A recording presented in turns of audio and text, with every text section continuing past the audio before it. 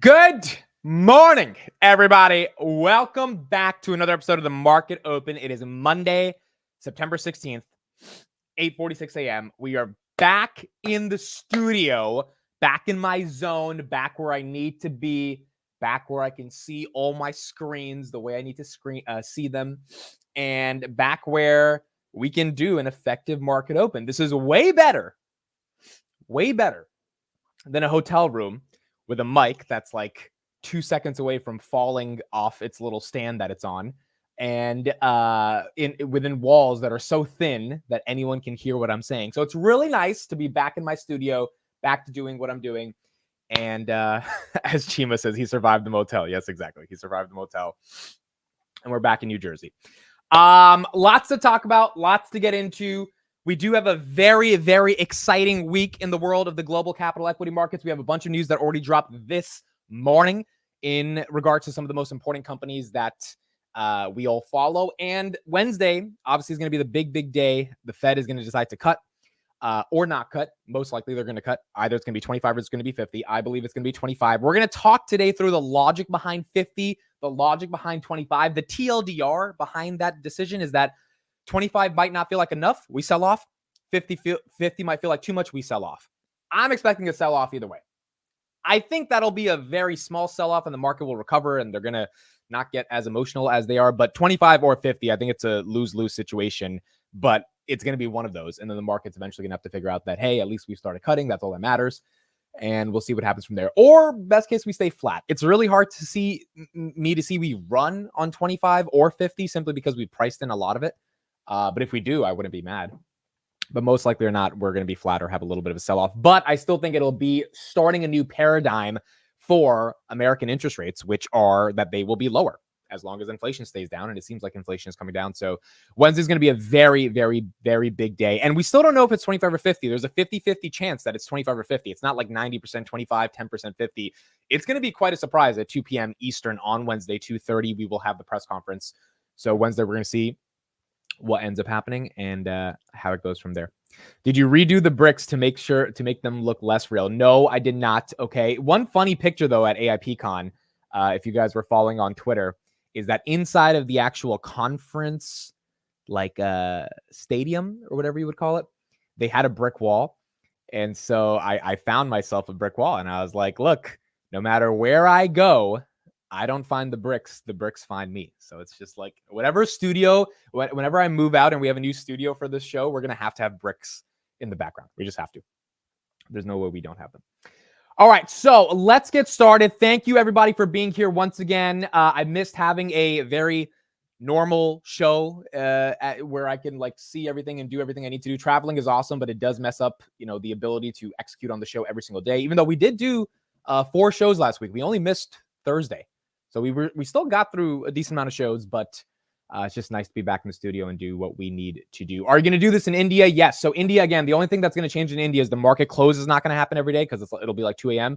But market open will happen. But I already have like my own room set up in my grandmother's house that we're going to. So India should be fine. I mean, there shouldn't be any issue with the market open, but unfortunately, market close is just going to be hard to do. But market open will be good to go. And I get back from India October 21st, which is when tech earnings start. So literally the day after I get back, we're immediately starting tech earnings. So the last week of August going into November, we're going to have a ton of news to discuss along with earnings as well. Okay, cool. So let's get started. I think let's get started with Apple. There's a lot of stuff to talk about, but Apple is the headline for the day. And Apple is in a scary position right now. I'm not going to lie. So Apple, if you looked at your brokerage, if you own Apple, or if it's at least on your watch list, Apple is down about 3% right now. Why is Apple down 3%?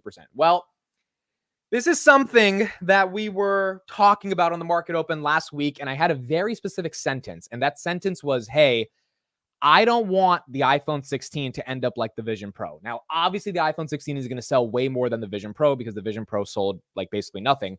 And iPhone 16 pre-orders came out this morning around 37 million. However, most people didn't buy the Vision Pro because they didn't see a need to buy the Vision Pro. And unfortunately, this 37 million pre-order for the iPhone this weekend, iPhone 16 series, the Pro, the Max, all those iPhone 16s, is 12% less than the iPhone 15 launch. Now, maybe you can explain that because of I don't even know, dude. It's hard to come up with a reason outside of the fact that people just don't want this new phone as much. Maybe you can just say people are being a little, people are waiting a little bit until they learn more about the AI features. You can say that's the argument. But this is weird because the argument I've heard around Apple is, hey, the upgrade cycle, the super cycle is happening because so many people have the iPhone 12 to iPhone 13.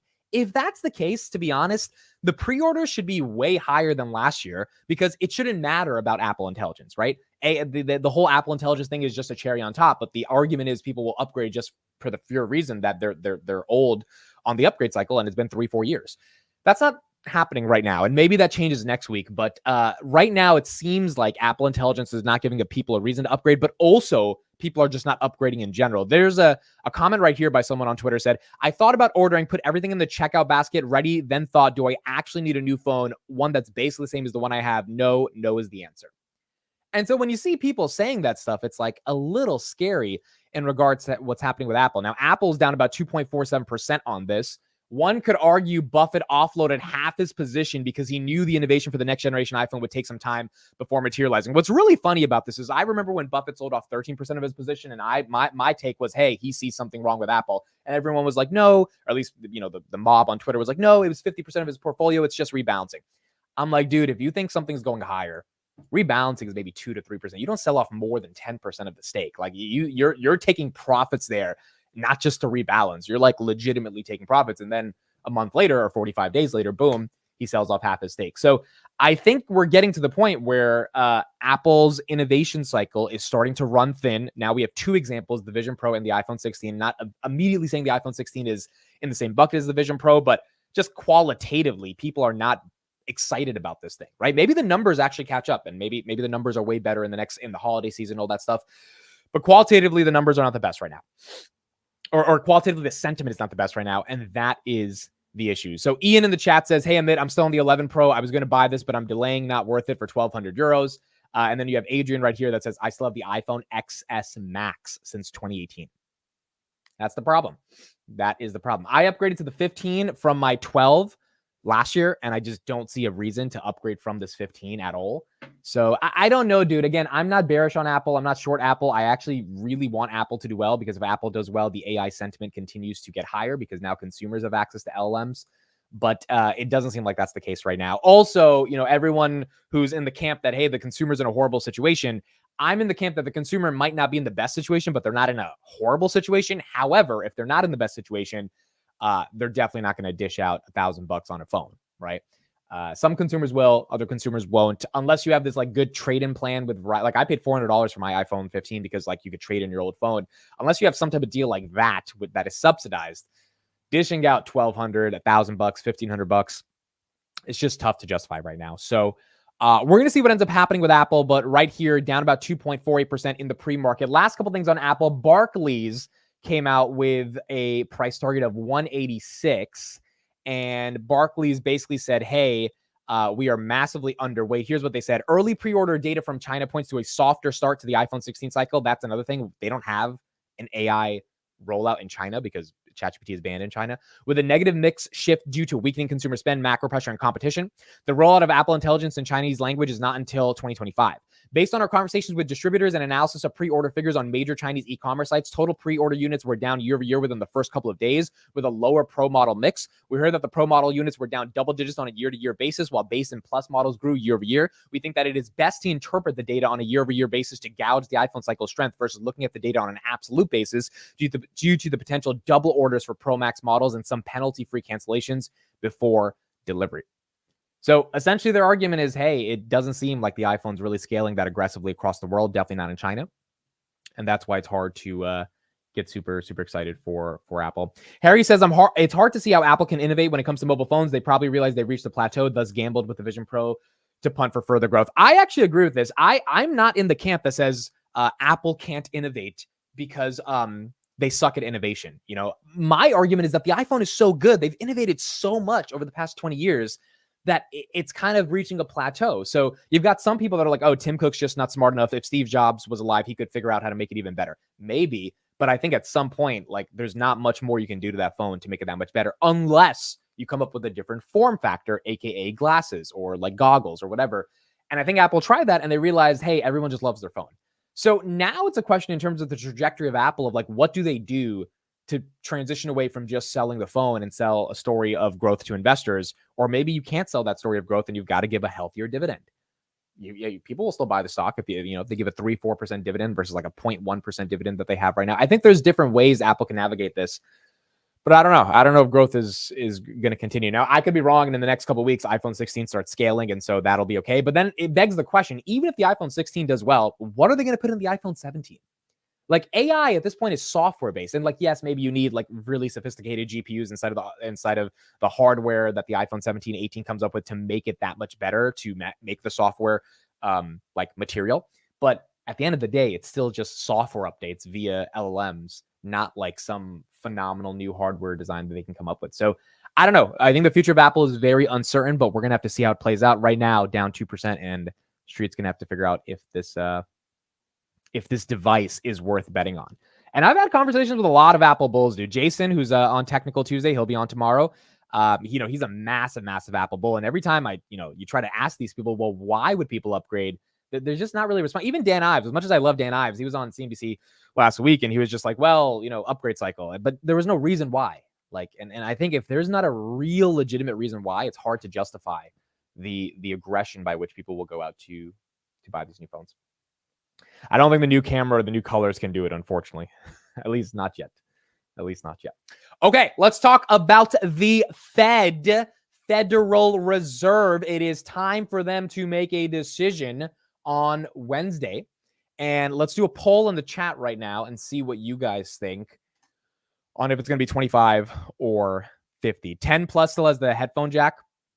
I miss my headphone jack, dude. I really miss the headphone jack was always nice to have, but unfortunately don't have that now. Now you have to now it's like USB-C just to put in a headphone. It's not the same. It is just not the same. All right, so 25 or 50. Let's see what people think. 25 or 50 or none. Let's do that third option. So 25, 50 or none. I think none is not going to happen. If we get none, we are getting none of the gains either for the rest of the year. If J Powell says, hey, we're not cutting, dude, down 20% that day, calling it. If we get no cuts, we're going to be down 20% in this. We will have a cataclysmic destruction of gains. I'm being hyperbolic here, but it's going to be bad if we have no cuts. We're going to get cuts. Goolsbee, Waller, Bostic, all these Fed presidents, even J Powell himself at Jackson Hole, pretty much guaranteed that the labor market, now that it's cooling, with the Fed has to look at its dual mandate. That dual mandate is obviously going to involve loosening monetary policy. They even said verbatim, we need to loosen monetary policy.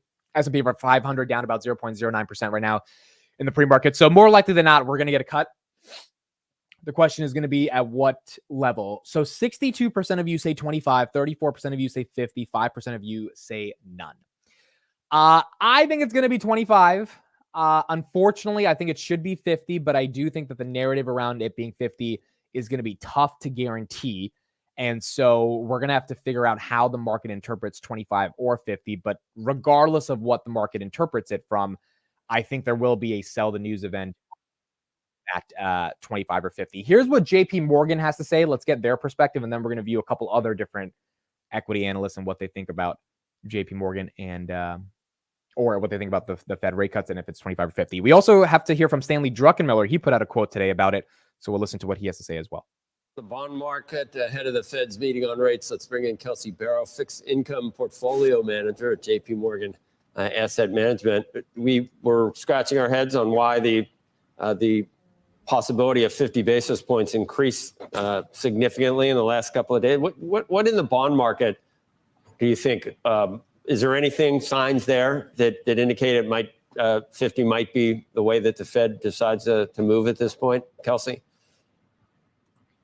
Yeah, so the market right now is pricing in about a 50-50 odds that they cut 50 basis points instead of 25. And we think that Chair Powell is probably sympathetic to the 50 basis point rate cut.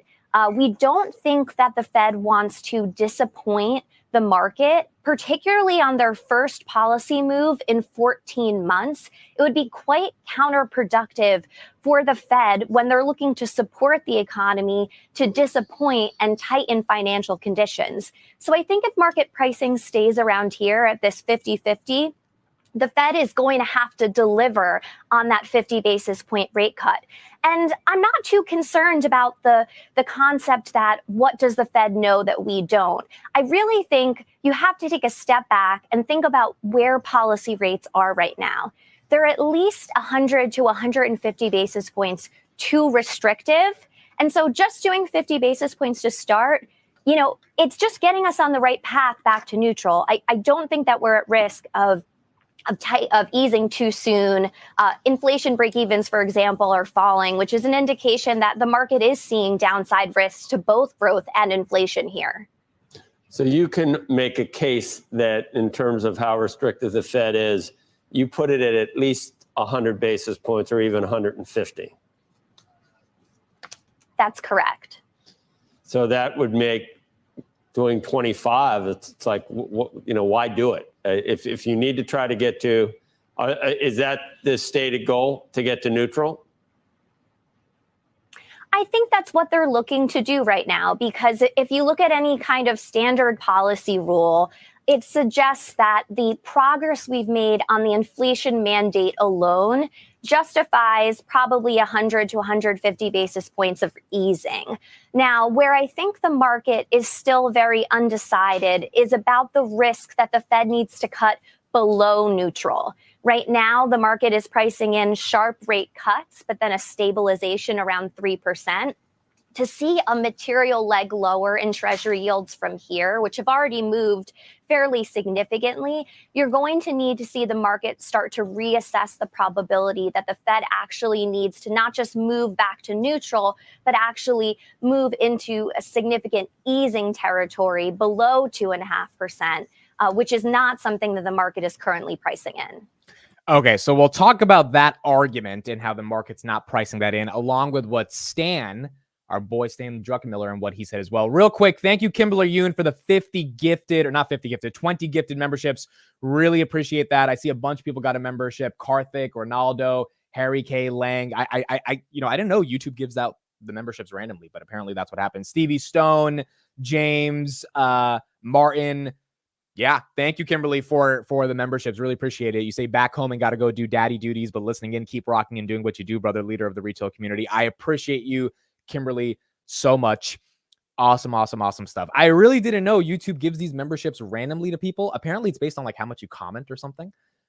So if you're constantly commenting every day, whenever someone gives a gifted membership, you just like automatically get one. So thank you for that, Kimberly. Really appreciate that. You didn't have to do that. 20 gifted memberships for those that are members of the channel.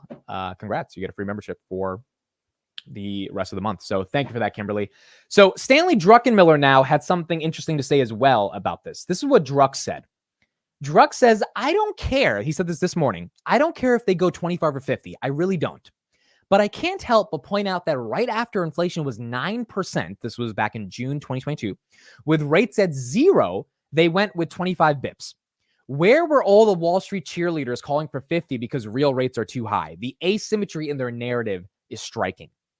Basically, what Drux is saying right here is, hey, when inflation was 9%, we all remember, I think this was June 2022, inflation had peaked at like 9, or it was like 9.7%, something like that. The Fed's next policy move was an uptick of 25 bips. Now that inflation has come down and, real rates or the Fed funds rate is at 5.5%, you've got all these 50 basis point cheerleaders. Druckenmiller was like, wait a second. When inflation was that high, why were you not also saying the Fed should hike by 50 bips? Now, we saw the Fed ended up hiking, I think, 4 or 5 times by 75 bips. I think it was 3 to 4 times by 75 bips. So they eventually ended up hiking aggressively, and maybe they'll be cutting aggressively. But Druckenmiller's like, if you want 50 bips right now, why did you not want 50 bips back then when things were obviously much worse when it came to inflation? I think that's a fair point. I think that's a fair argument. And it's kind of a critique of the people that want 50 bips right now, because basically he's saying, hey, if we do 50 bips, we are doing an aggressive beginning to a cutting cycle that is just starting. And we didn't have an aggressive hiking cycle to inflation when it was at all-time highs, or at least all-time highs in the context of the past 40 years in June of 2022. I think that's a fair point. However, the problem is the market has priced this in pretty aggressively in terms of where the stock market is right now. For, if you look at some analysts, 125 bips of cuts.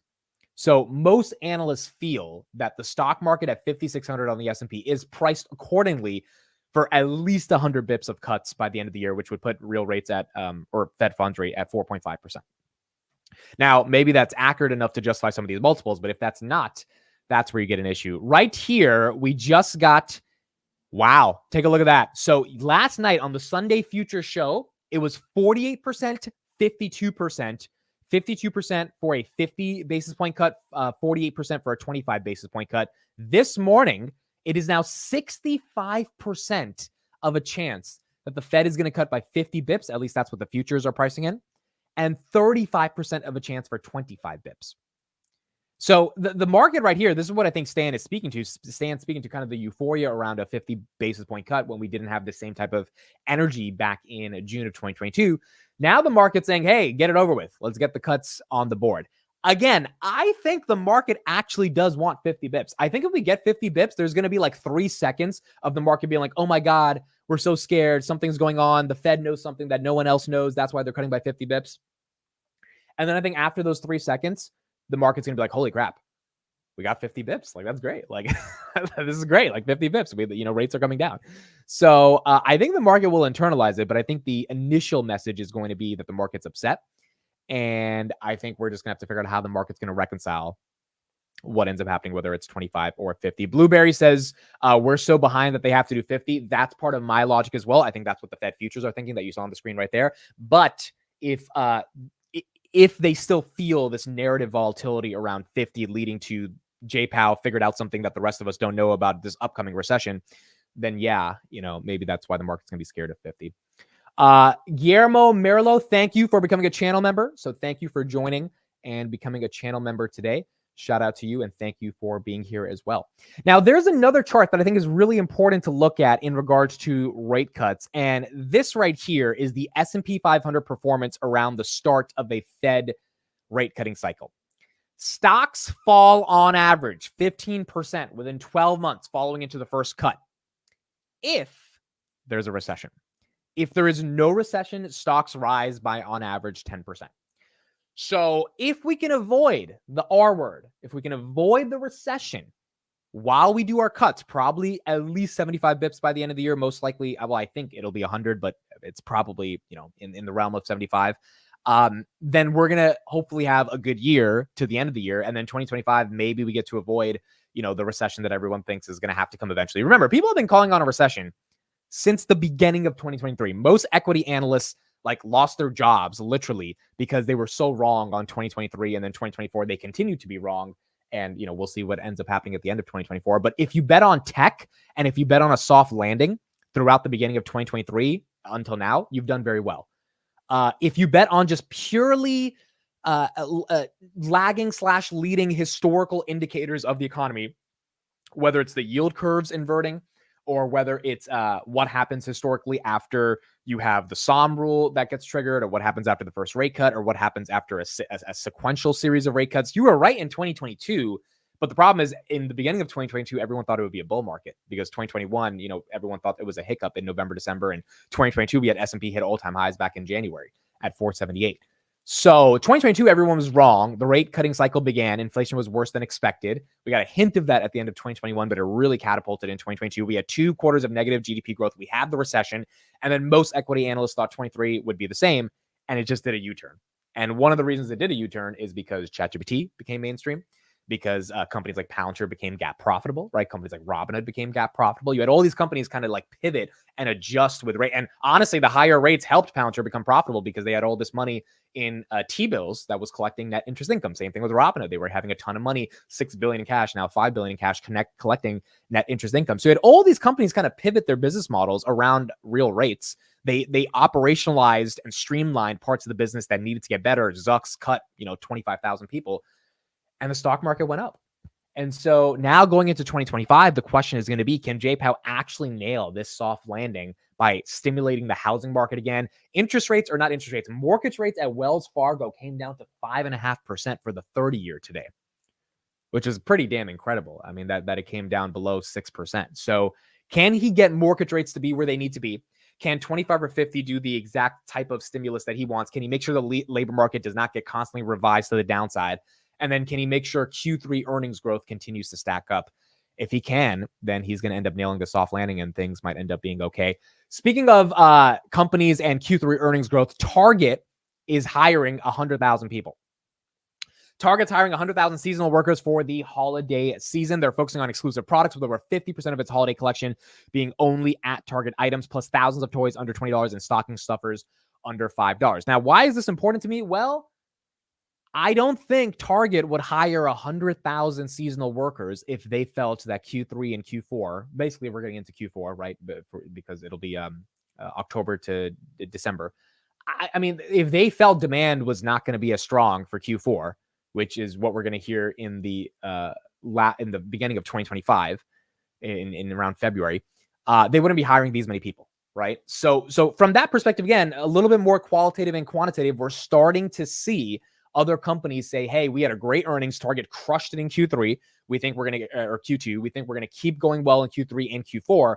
Therefore, we're going to keep hiring. Now, I know it's seasonal workers. I know it's not full-time jobs, but those are still jobs that are being put into the economy, which hopefully will not be the worst. Target does this every year. I get it. Same thing with Amazon with seasonal workers as well. But this is my point. For everyone saying the sky is falling and like things are going to be horrible and there's massive recession, you don't have a company hire 100,000 workers, even if it's seasonal, if there's this massive recession. I mean, just logically, Target could not afford to hire 100,000 people, A, because they wouldn't have the money to spend on them if there was an upcoming recession, B, because they wouldn't have the demand. They wouldn't have the need for 100,000 people to be in their stores during the holiday season if they thought it was going to be a tough holiday season where people don't have disposable income to spend. Now, maybe they're wrong on this. Maybe we get into December, we get the retail sales. By the way, we get retail sales data tomorrow for August. And so we'll see if that matches up with July. But maybe people just don't end up spending for Christmas, Thanksgiving, etc., Halloween, and we don't have this massive holiday shopping cycle, and that is indicative of a recession, and that starts to get priced in back into Q1 2025. But if it does happen, then the people that are arguing for recession, again, maybe there's still enough juice in this economy where a recession is hard to necessarily get to. But we'll see. We'll see, what ends up happening and how they think of it. Let's transition here to OpenAI and valuation. So we'll talk more about the Fed in a little bit, but OpenAI is now being valued at $150. This has some implications, obviously, for Palantir and NVIDIA and the AI stocks in general. So let's hear a little bit on one of the early investors in OpenAI, why they think it's valued at $150 billion, and that'll transition us a little bit into Palantir and NVIDIA as well. Pocketed investors lining up to get in on the latest OpenAI funding round, which would value the company, ChatGPT, of course, the maker of, for $150 billion. Joining us right now, talk more about it is Upurv Agrawal. He's the Altimeter Capital partner. He leads investments in private AI companies. You look at $150 billion valuation, you look at the losses on the other side, you look at the revenue potential, and you say, this makes a lot of sense, this makes no sense. What do you think? Thanks for having me, Andrew. It's good to be here. Look, the past technology super cycles have produced large outcomes. The internet super cycle produced a $2 trillion monopoly in Google. The mobile super cycle produced a $3 trillion business in Apple. Do we believe that the AI super cycle will produce a business that is worth more than 100 or 150 billion? We think so. And so the second question is OpenAI the winner of that AI super cycle? And look, that's where there's a lot of debate, a lot of competition, a lot of burn, as you said, expensive valuations. And we might be in the minority of believers who think that OpenAI is the indisputable leader in the AI super cycle. I'd be happy to walk you through my thesis. I don't think you're in the minority there. I think ChatGPT is clearly, from a product perspective, clearly ahead of the rest. The question that I would ask, and maybe it's an unfair question, but long term, do we believe that these models become commoditized? And how much money is an OpenAI going to be able to capture relative to a Google or an Amazon or a Facebook, who's obviously with Llama Llama is an open model and free, what happens long term in that regard? Definitely. Look, I'll be the first to tell you, Andrew, I don't think it's the model layer at which the value accrues. It's the application layer above the models, the consumer applications like ChatGPT, and the enterprise applications that will accrue the value. And so if you look at each of those two, right, on the consumer leaderboard, ChatGPT today is clearly the leader, right? They've got 200 million weekly active users. They've got 3-4 billion of revenue run rate. And let me point out that 2 years ago, there was none of this. There was no ChatGPT. Most people had not heard of OpenAI. And they've gotten here in less than 2 years. This is despite all the noise. That part is impressive, by the way. To go from 0 to 4 billion in revenue in 2 years with basically 200 to 300 million users, that is pretty impressive. Sam Altman being let go, a lot of management turnover, competition, as you said. And so all this has happened amidst turmoil, which gives us a lot more faith in this leadership's team to execute. On the enterprise side, as Jensen said in the earnings call last week, the first company to get to the next frontier of AI gets to introduce a revolutionary level of AI. They get to be the leader, not the second one who gets there. And OpenAI has consistently and systematically delivered both leadership in terms of performance, as you saw with the Strawberry O1 model last week, and price. Every couple of weeks, they've dropped the price of their models. And so look, huge kudos to the team there, Sam Altman, Noam Brown, who've led the research here. And while there's a lot of competition, we believe that OpenAI is delivering leadership. Do you think that OpenAI long term is going to have to fundamentally change the company structure? Obviously, there's a not-for-profit entity, and then this for-profit part that has this valuation, but that ultimately it's going to have to get wrapped together.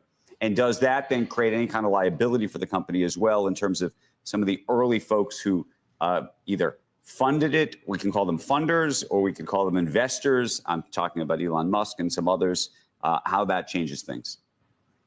Well, I think they will get to a point where the company structure is aligned with investors. I can't speak to that right this moment, but I think it's an important one. What I can say is there have been companies that have gotten to a structure such that they allow liquidity for early investors and early funders, as you said. We've seen this model at SpaceX, Andrew.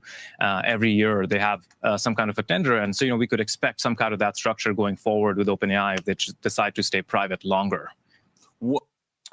Okay, so a couple thoughts on that before we get into that. Shout out to Ruckshit and your fiance, Nikki. Thank you for watching the show today. He said, my fiance is also watching your show today for the first time. So shout out to Ruckshit and Nikki for watching the show.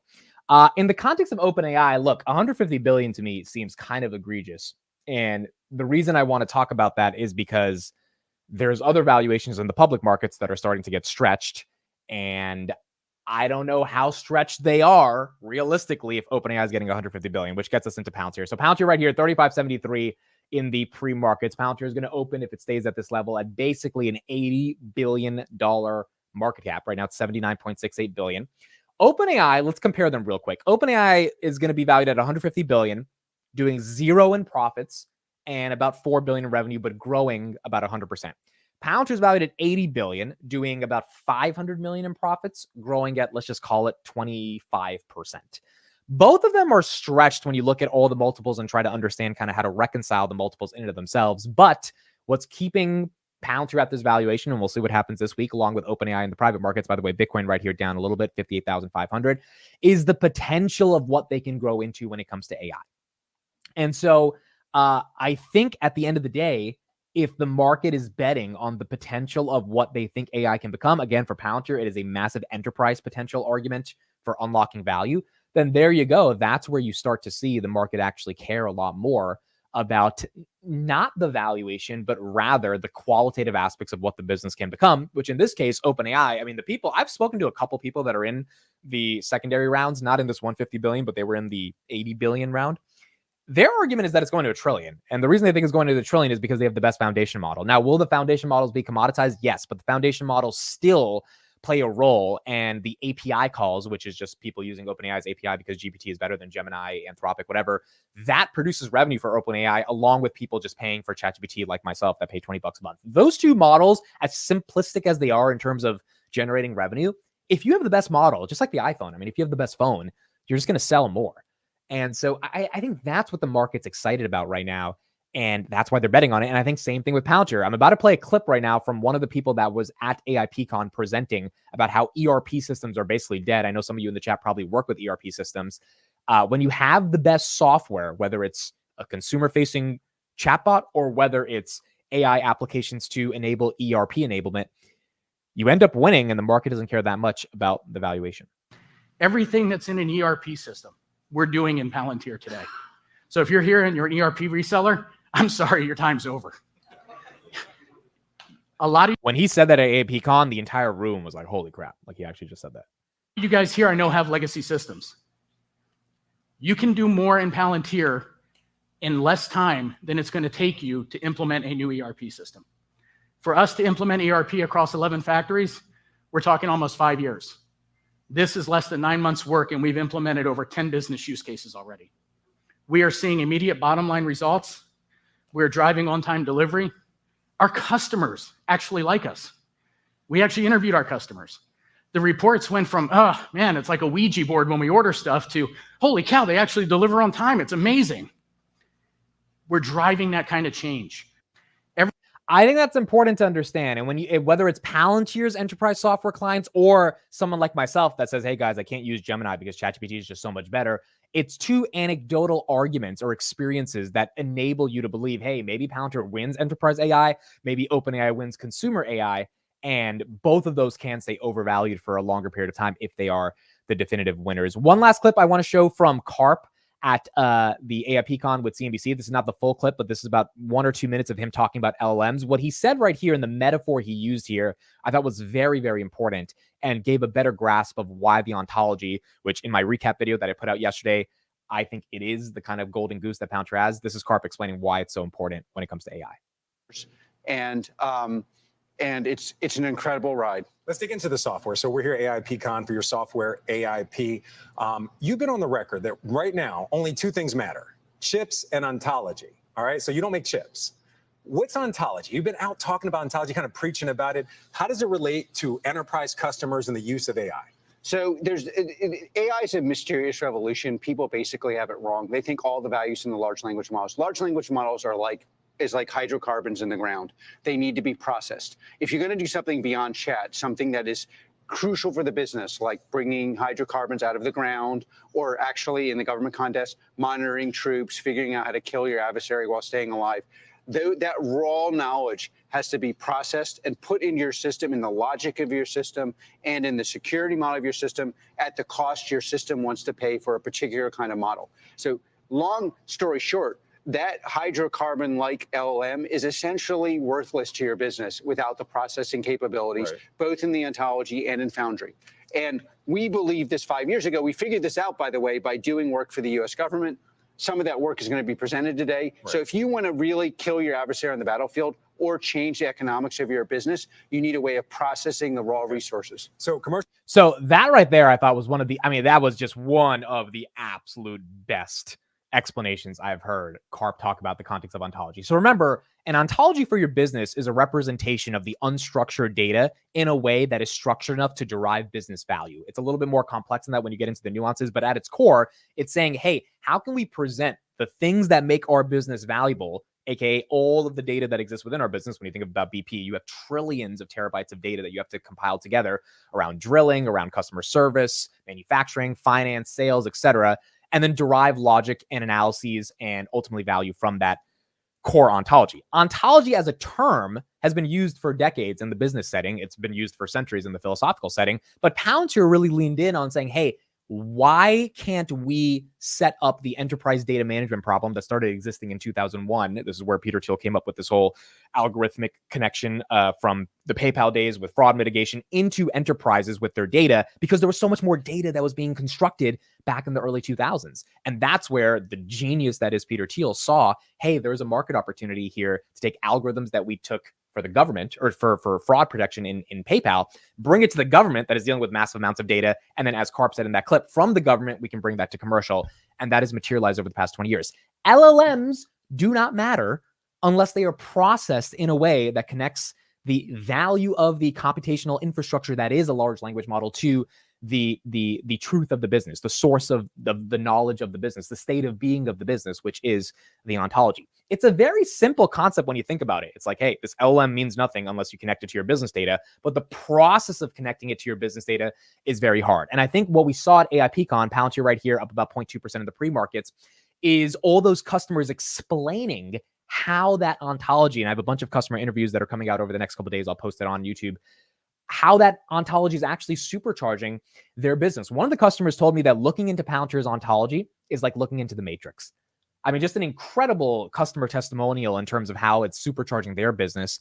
And that means that I think there's a moat here that is very substantial. Now, in the context of LLMs, why I thought that was so important is because CARP is basically explaining to the broader public, LLMs don't matter without an ontology, and that they're hydrocarbons that need to be processed from the ground, and the processing is the ontology. If you believe that thesis is going to play out over the next decade for thousands and thousands of government agencies and businesses, then Palantir is going to win. It's just that simple. And I think the street still hasn't figured that out. Now, the stock is acting like the street has figured that out. Maybe they figured it out too aggressively because they're giving Palantir an $80 billion valuation.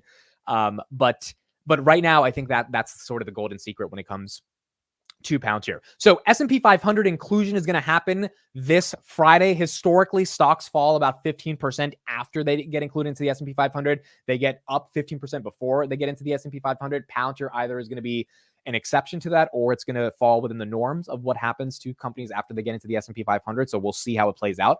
But so far, there's been a lot of excitement for Palantir. Robinhood right here down about 1.72% of the pre-markets at 21.69. Robinhood, I think, is going to have a little dicey of a week, even though it had a great week last week, simply because the market is not sure what's going to happen with 25 or 50. Whatever one it's going to be is going to determine kind of how the market goes, and then obviously how Robinhood checks up on that. So we have a little bit of volatility right there. Bitcoin is well down about a little bit right now in the pre-markets, but Palantir, I think, is contingent upon, 25 or 50, but it's also the market kind of just saying, you know what, we kind of don't care. We believe in the story. We believe in this thesis. And that's why the company is continuing to get the premium that they are getting right now. What's also very interesting about this in the context of Palantir is that the volatility of September hasn't affected them, right? The volatility of September has been actually very good for them. And then AIPCon, S&P inclusion, all of this stuff has compounded on each other. CARP was on Bill Maher on Friday. For those that watched it, I thought it was a great 12-minute interview. He got introduced to a brand new audience. Dumb Money, which is a popular YouTube channel, they did a video with like 30,000 views deep diving into Palantir, and they're basically saying, hey, we think this is the best AI stock in the world. So I think the momentum is expanding. Do I think the valuation is getting stretched against the momentum? Of course. I don't think any bull can look at the valuation and say, hey, it's not a little stretched right now. However, the whole reason of comparing it to OpenAI was that OpenAI's $150 billion valuation is obviously stretched, but investors are willing to pay for it because they think it'll grow into that potential. And I think the same thing is happening right now in the context of Palantir. And we're going to see how it ends up playing out over the next coming days. What date does Palantir get included? This Friday, September 20th. September 20th, we will see Palantir officially get rebalanced. I think Etsy and American Airlines are coming out, and Palantir is coming in. Yes, they did shout me out. They did say my name wrong. People reached out to me like, yo, are you offended they said your name wrong? No, guys, it's okay. They can say my name wrong. It's not that big of a deal. But they did shout me out in the video and said that some of my videos are good on this. I've been called Amit many times in my life. I don't know how, though. It feels like it's the easiest name in the world. It's like Amit, but for some reason it turns into Amit. But no, it's totally fine. I just think in general, the fact that they were, willing to look into a company like Palantir, it shows that there is more momentum. And now we just have to see how that momentum ultimately scales over the next couple months. All right, folks, here we go. Monday, September 16th, 9:30 a.m. The stock market is once again open.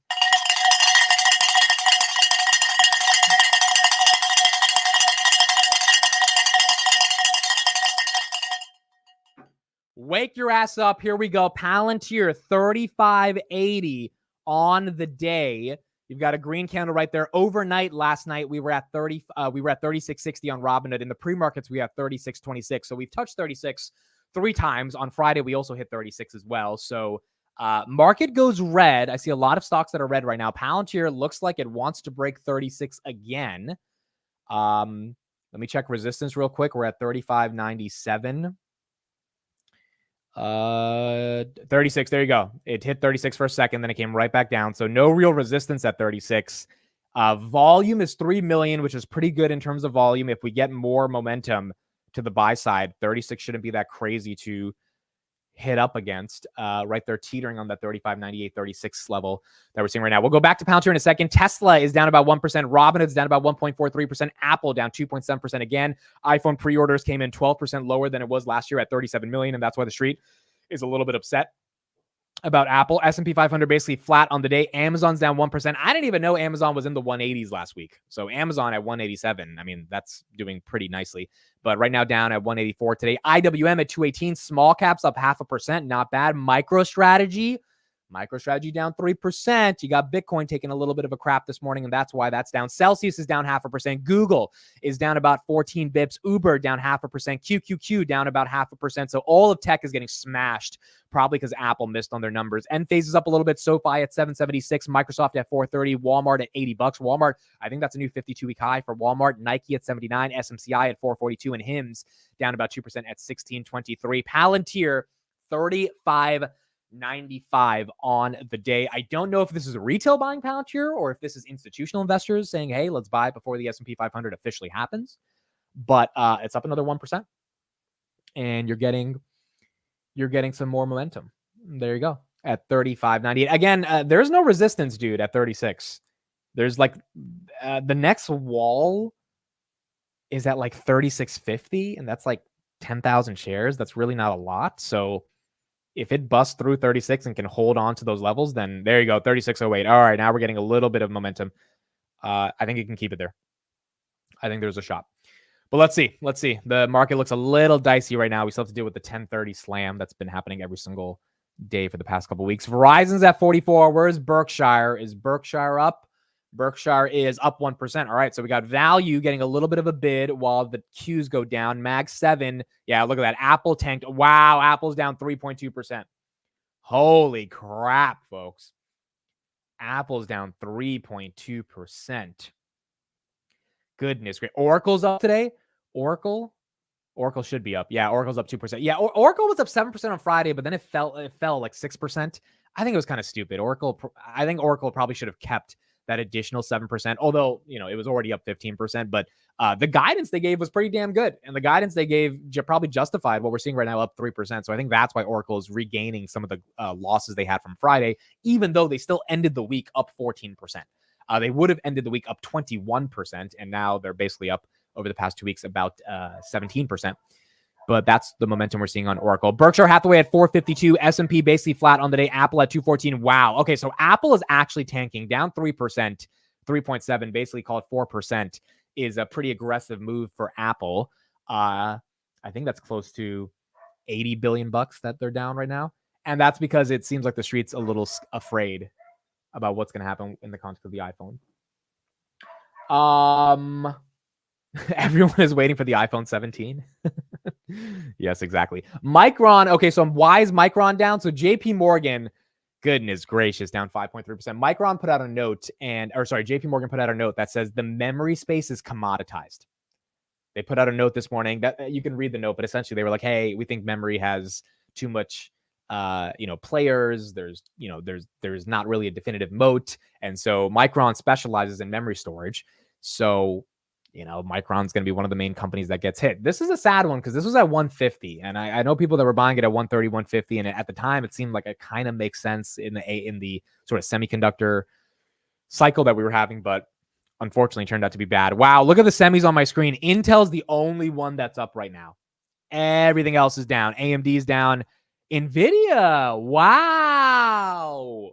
NVIDIA taking a little dip here, down 4%. Interesting. Hasn't memory been a commodity for a while? Yes, which is why July was peak behavior of euphoria for the memory chips or the memory stocks. So yeah, John, you're right. Memory has been a commodity for a while. Now, again, Micron said we sold out until 2025, and that's what got the street excited. But, that wasn't really a reason to get excited if memory is that commoditized. So NVIDIA right here is down 4%.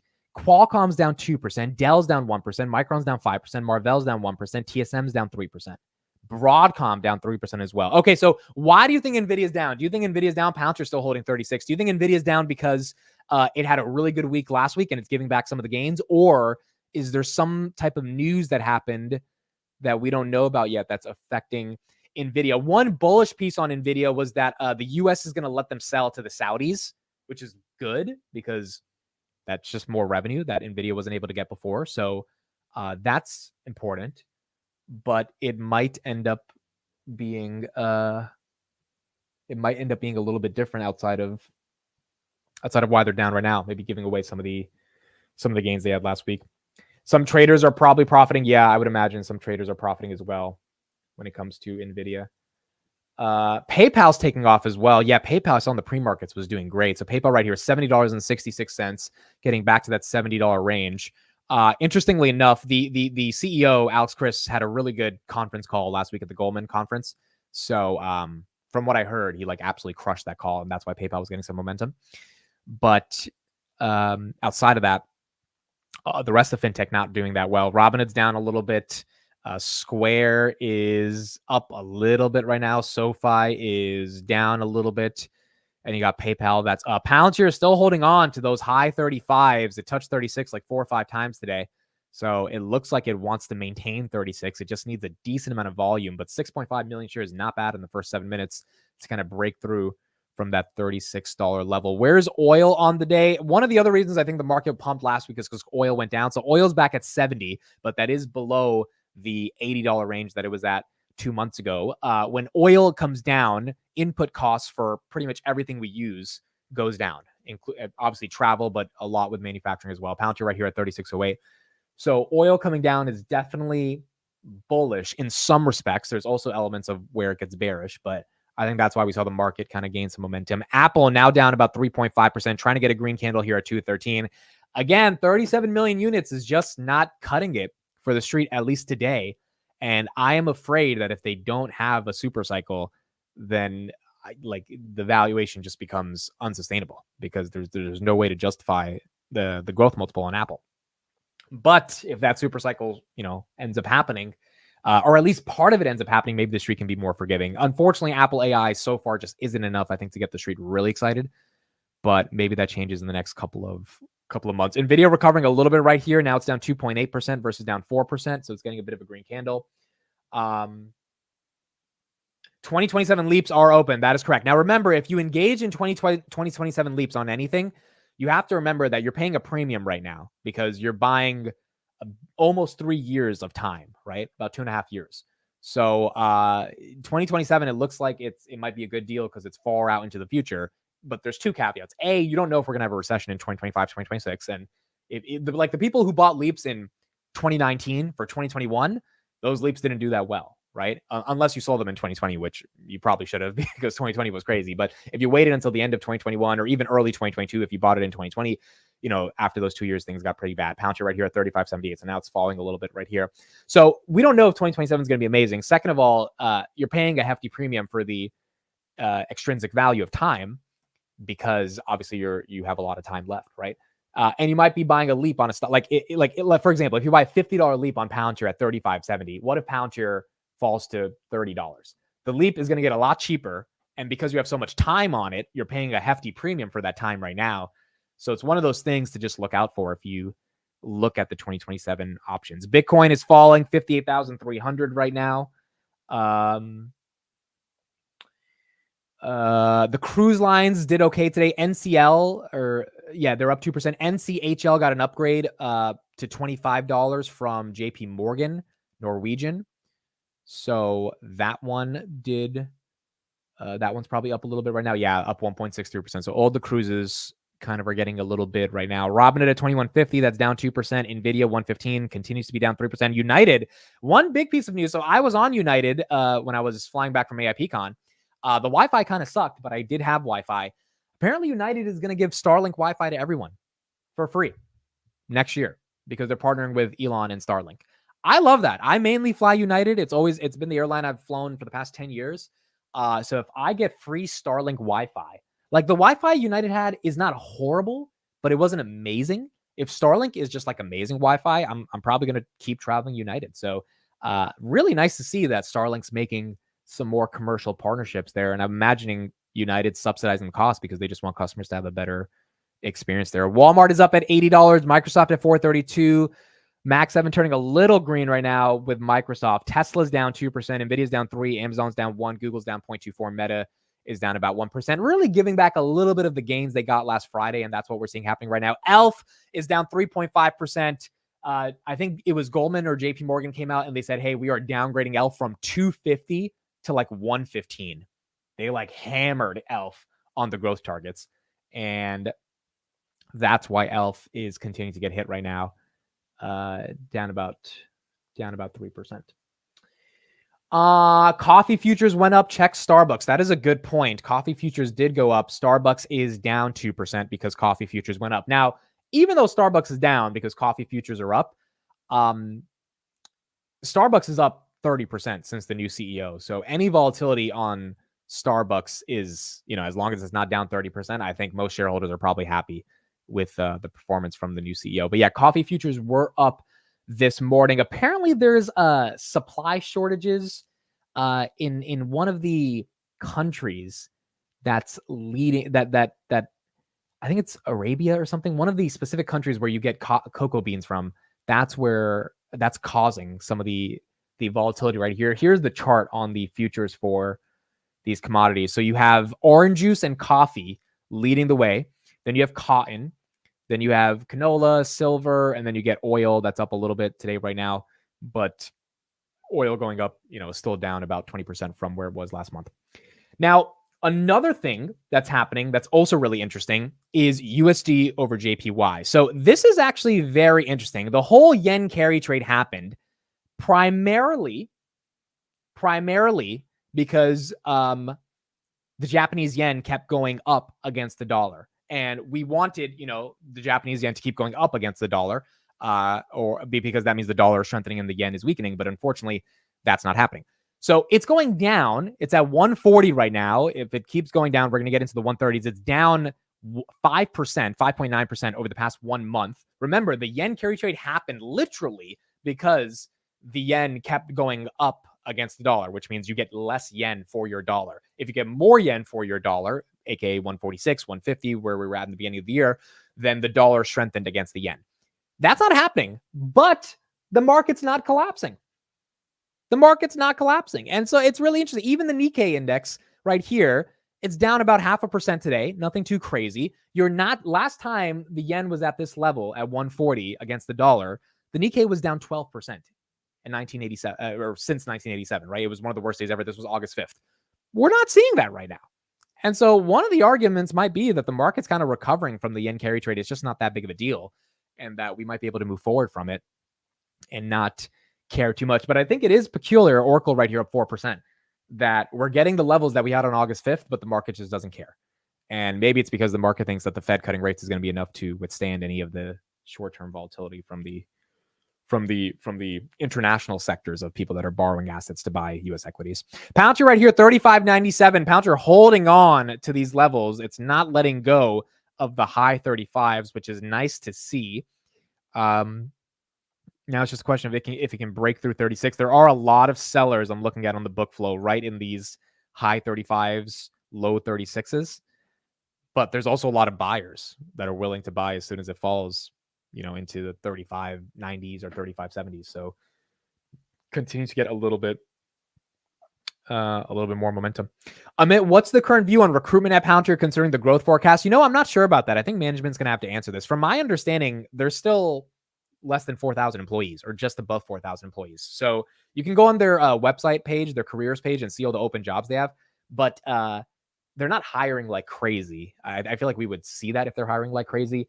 I think, again, Palantir, the one thing I can say on this is when I talk to a lot of the employees there, a lot of them do a lot of things. And you'll see in the customer interviews that come out, or the employee interviews that come out on my channel over the next couple of days, a lot of them work as if they are 4 employees in one, because you don't really have a job title at Palantir. You're just like trusted with the ability to do so many different things. So I don't know. I mean, I don't think they're hiring as aggressively, but I would imagine if demand keeps scaling, they'll hire. But when they do hire, they hire really well. You have to go through like 10 rounds of interviews. So the people they hire end up, being very productive for the company. Same thing with Robinhood. Robinhood doesn't hire a lot, but when they hire you, you do a ton of things and, you're worth a lot to the company. Google right here at 158, Uber at 71.91. Uber did have that partnership with Tesla and Waymo last week. Two partnerships that, kind of went under the radar, but not that big of a deal in terms of pushing the needle. Walmart right here at all-time highs at $80. And you got Nike at 79 as well. Here were the stocks that so far in 2024 have performed the best in the S&P 500. So this is what we're looking at. NVIDIA, this was on Friday, up 140%. And then you got some names that a lot of people probably don't even know about, right? Like Constellation Energy. I know some people haven't heard of that. Progressive. I did not know Progressive was a 61% this year. Eli Lilly, we knew about that. Oracle, Walmart. But think about that. Out of all the Max 7, NVIDIA is the only one that's up in some of these best performing stocks of 2024. So it's not like Max 7, they've had a good year, but it's not like they've had a crazy year. Even SMCI is still up 60% year to date, even after SMCI took a nasty beating last week or 2 weeks ago because of their short report failure to update the 10K filing, etc. And then look at the stocks that had the worst year. Walgreens down 64%, Intel down 60%, Lululemon down 47%. Boeing workers are still on strike at Boeing, so that's another thing that's costing them like $100 million a day until they resolve that strike issue. Dollar General, Intel, Dollar Tree, Lululemon, etc. So you've had some of these hardcore retail names take a little bit of a hit or a bigger hit, and then obviously tech has led the way when it comes to the broader market for 2024. RCL is up 41% year to date as well. Yep, Royal Caribbean. So that one is up. I don't think that's in the top names that had a good of a year. So the lowest, so Walmart is the lowest name that has grown the most at 53.4%. So you have to grow at least 53% to get into that best performing list of the S&P 500. NVIDIA, Vistra, and Howmet. I don't know what Howmet is, but apparently HWM, that stock as well. So let's look at that right now. Howmet Aerospace is up 77%. I do not know what Howmet is. Howmet Aerospace. Huh. All right. So that's an aerospace company. See, like there's so many names in 2024. It's been a stock pickers market that have done well, but you have to kind of be very specific on what these names were. But the point is the Metas, the Amazons, the Googles, dude, they're barely up 15, 25%. Like they really haven't had the craziest year. And that's because we've had this re-rating in tech after the growth scare and potentially after too much CapEx has been spent, which is scaring off a bit of the market. Palantir right here at 36.03. So we're holding up above that 36 level.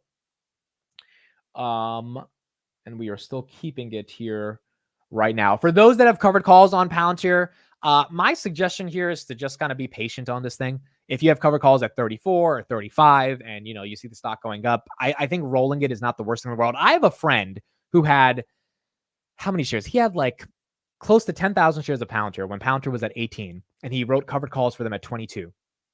And then Palantir like exploded beyond 22. And he just kept rolling those covered calls every single week. It was a weekly covered call. He got paid to roll. You do get paid when you roll the covered call. It depends on, where the stock is, but there is a decent premium you can make, especially if you're like deeper in the money, but you can't be too deep in the money. And then eventually Palantir came below 22. This was like, I think this was a year ago. This was back in, this was around this time, 2023. And then he was able to close his covered calls. So there's always an opportunity.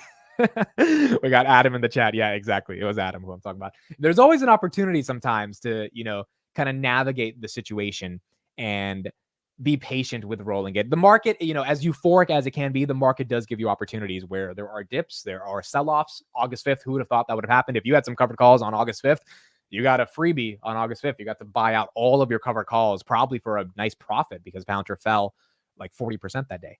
So I would be patient if you have covered calls. I wouldn't go, I wouldn't be too excited to roll them or to be, to buy them out. I would just give it time, especially if you have an expiration that's a couple months from now. Let's just give it time. Let's see if Palantir is at these levels at that moment. And if it is, and if it's not too far above, it's not at $50, then roll it for $1 ahead or roll it for $1 below. But I don't think people have to get like super stressed at these levels. Now, if you have covered calls at $20, yeah, it's going to be really hard to get out of that because I don't think Palantir is going back to $20. But if you have covered calls at 35 or 33 or even 30, I think you'll have opportunities to navigate those. But if your covered calls are like $10, $12, $15, $20, yeah, those are going to be a little tough to deal with. Is Intel up right now? Intel, $20.24. That's up 3%. Again, so the reason Intel's up is because they got a $3.5 billion grant by the U.S. government for making chips on Friday. This news came out. Here's my thoughts on Intel, okay? I was speaking to someone who works at Anduril over the weekend, and he was basically telling me, hey, like, Anduril cares a lot about what's going to happen with China and Taiwan. And Palmer Luckey, he's the CEO of Anduril. He goes very publicly. He was on the Pirate Wires podcast last week. I played a clip of that, and he was basically talking about how serious the China-Taiwan situation is. Here's what I asked the Anduril employee, and I'm curious what you guys say in the chat as well. So here's the question. If China is going to invade Taiwan, let's assume that's going to happen, okay? And then TSM, Taiwan Semiconductor, is the company that controls the supply chain and the chips ecosystem for everything that we have. For the iPad I'm looking at, for the MacBook I'm on, for the camera I'm streaming from, all of this stuff is controlled in some way or another by TSM. Why? This is the question I asked to the Anduril employee. I'm curious what you guys say. Why isn't the United States spending at least $1 trillion in investing in either Intel or some company that could become the new version of TSM for the United States? Why is the United States not spending, let me not mince my words, $1 trillion to make Intel, let's just use Intel as an example, but it doesn't have to be Intel, the next TSMC? Why are they not doing that? So I'm curious what you guys say in the chat. I asked the Anduril employee this, and he said, I agree. I don't know why they're not spending at least $1 trillion. And the reason, you can either say that's crazy or not, but the reason I think that's so important is because if China actually is going to take over Taiwan and we're going to get into a Cold War with them, right, which people are we're already in a Cold War, we would get into like a legit physical conflict, then during that time, we don't have access to TSMC. We don't have access to those chips. If that's the case, the entire economy collapses. Like and I'm not trying to be hyperbolic here. Like if you listen to anyone talk about the relevance and importance of TSMC, you start to realize how incredibly vital they are to our ecosystem. So, we're talking about spending trillions of dollars on interest payments. I don't understand, so that's why Intel's up 3.5% because they got $3.5 billion from the United States government. That's cool. Why is Intel not getting hundreds of billions of dollars to build our own local fabs and foundries inside the United States? I know you're saying, some people say, oh, well, TSMC is expanding in Arizona. Yeah, but that's not, A, that's not fast enough. B, the margins are not going to be the same as the workers they have in Taiwan. And then C, they're just not putting as much money into it to, say that Arizona will be a new place where we develop chips in some sophisticated way outside of Taiwan. So the CHIPS Act, the CHIPS Act was nothing. The CHIPS Act was absolutely, I asked the Anduril employee about the CHIPS Act. I was like, what do you think about that? He was like, dude, it was like, $20-30 billion. He's like, that is not enough to compete to the level that we need to compete at when it comes with TSMC. Palantir right here at 35.98. So it's one question that I'm just like so intrigued by. If we know China's going to invade Taiwan, whether it's Trump or Kamala, who's ever in office, like it is almost seemed as an inevitability in the next 5 years, China is going for this. Why are we not spending so much money on doing this? Chris says Intel's getting a lot of money. Yeah, but see, the money they're getting, I don't even think is consequential enough to compare to the money they need to be getting to be able to actually build out the ecosystem to compete with Taiwan Semiconductor. I mean, again, if TSM goes belly flop overnight, we need to create chips for hundreds of millions of products inside of the United States. Forget exporting to the rest of the world. I would imagine you need a couple $100 billion, if not $1 trillion of investment just to be able to make that happen. And so, I mean, I don't know, dude. Until that does happen, we better hope China doesn't invade Taiwan, because if they do, Intel's not going to be making enough chips to supply all the new iPhones that we want to buy, right? And so I think that's the scary part right now about Intel and what's happening. But it is a bull case to buy Intel, right? If the government were to pump that much money into them, but I don't know if the government actually cares enough about this. I don't know if the government's serious enough, and that's what I was asking the Anduril employee about. I was like, hey, do you think the government's serious enough? He's like, no, if they're not spending hundreds of billions of dollars on this, they don't actually think it's that big of a deal. But they keep saying it's a big deal when it comes to Taiwan and China. But the money's not being put, where their mouths is right now. Didn't Josh Hawley grill Intel CEO for investing into Chinese companies instead of themselves last week in Congress? Yeah, I mean, that's another thing. Intel did fire like 10,000 employees. They cut their dividend. That's the other problem with Intel. It's like, dude, they're getting so much money from the government, so much in quotes, right? They're getting a decent amount of money, but it's not the amount of money that's needed, in my opinion. And then they're firing employees, which sucks. Palantir right here holding 36. So I don't know, dude. Intel is it's a clusterfuck, in my opinion. There's a lot of issues going on with Intel, but if they can produce local foundries, hopefully that would be good. It's just a question of if they get enough money to do that. Robinhood at 21.90, getting a little bit of recovery right here. Apple at 215, down 3%. S&P turns green at 562 on the S&P 500. Oracle up 5% on the day at 168. So Oracle getting some of those gains. Nvidia was down 4%. Now it's down 2.3%. Adobe, apparently their Q4 guidance sucked, and that's why they were down 10% on Friday. Look, Adobe, I think, is a nice AI name. I don't think it's the most exciting AI name, but yeah, you can't have bad guidance. I mean, the more bad guy, and this is like the third time this happened over the past 2 years. They have crappy guidance. And so we'll have to wait till next quarter to see if their guidance gets better. But that's why Adobe's down 10%. HIMS is now recovering, basically flat on the day. SMCI down about 2.3%. Semis are recovering a little bit. AMD is basically flat. It was down 2%. Now it's down 0.3%. GameStop diluted shareholders again. They sold another 20 million shares at the market. So GameStop is down about 2%, down about 10% from last earnings. And Google right here at 157. How is Celsius looking? Let's take a look at Celsius. Celsius right here at 33.68. Celsius, it seems like it bottomed at 31. So Celsius continuing to like at least hold down to these levels. I don't think there's a growth narrative of Celsius right now, which is why I don't feel like compelling reason to buy. Like there's so many. I'd rather buy Google over Celsius if I had to buy a name that was beaten up. Like in a heartbeat, I would buy Google over Celsius. But it does look like the brunt of the pain is done because they talked about their margin compression with the Pepsi deal at the conference last week. Seems like the market internalized it. They're able to move on.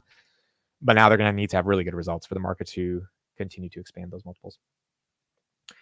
Chris says giving money to private companies is wrong. I disagree on that.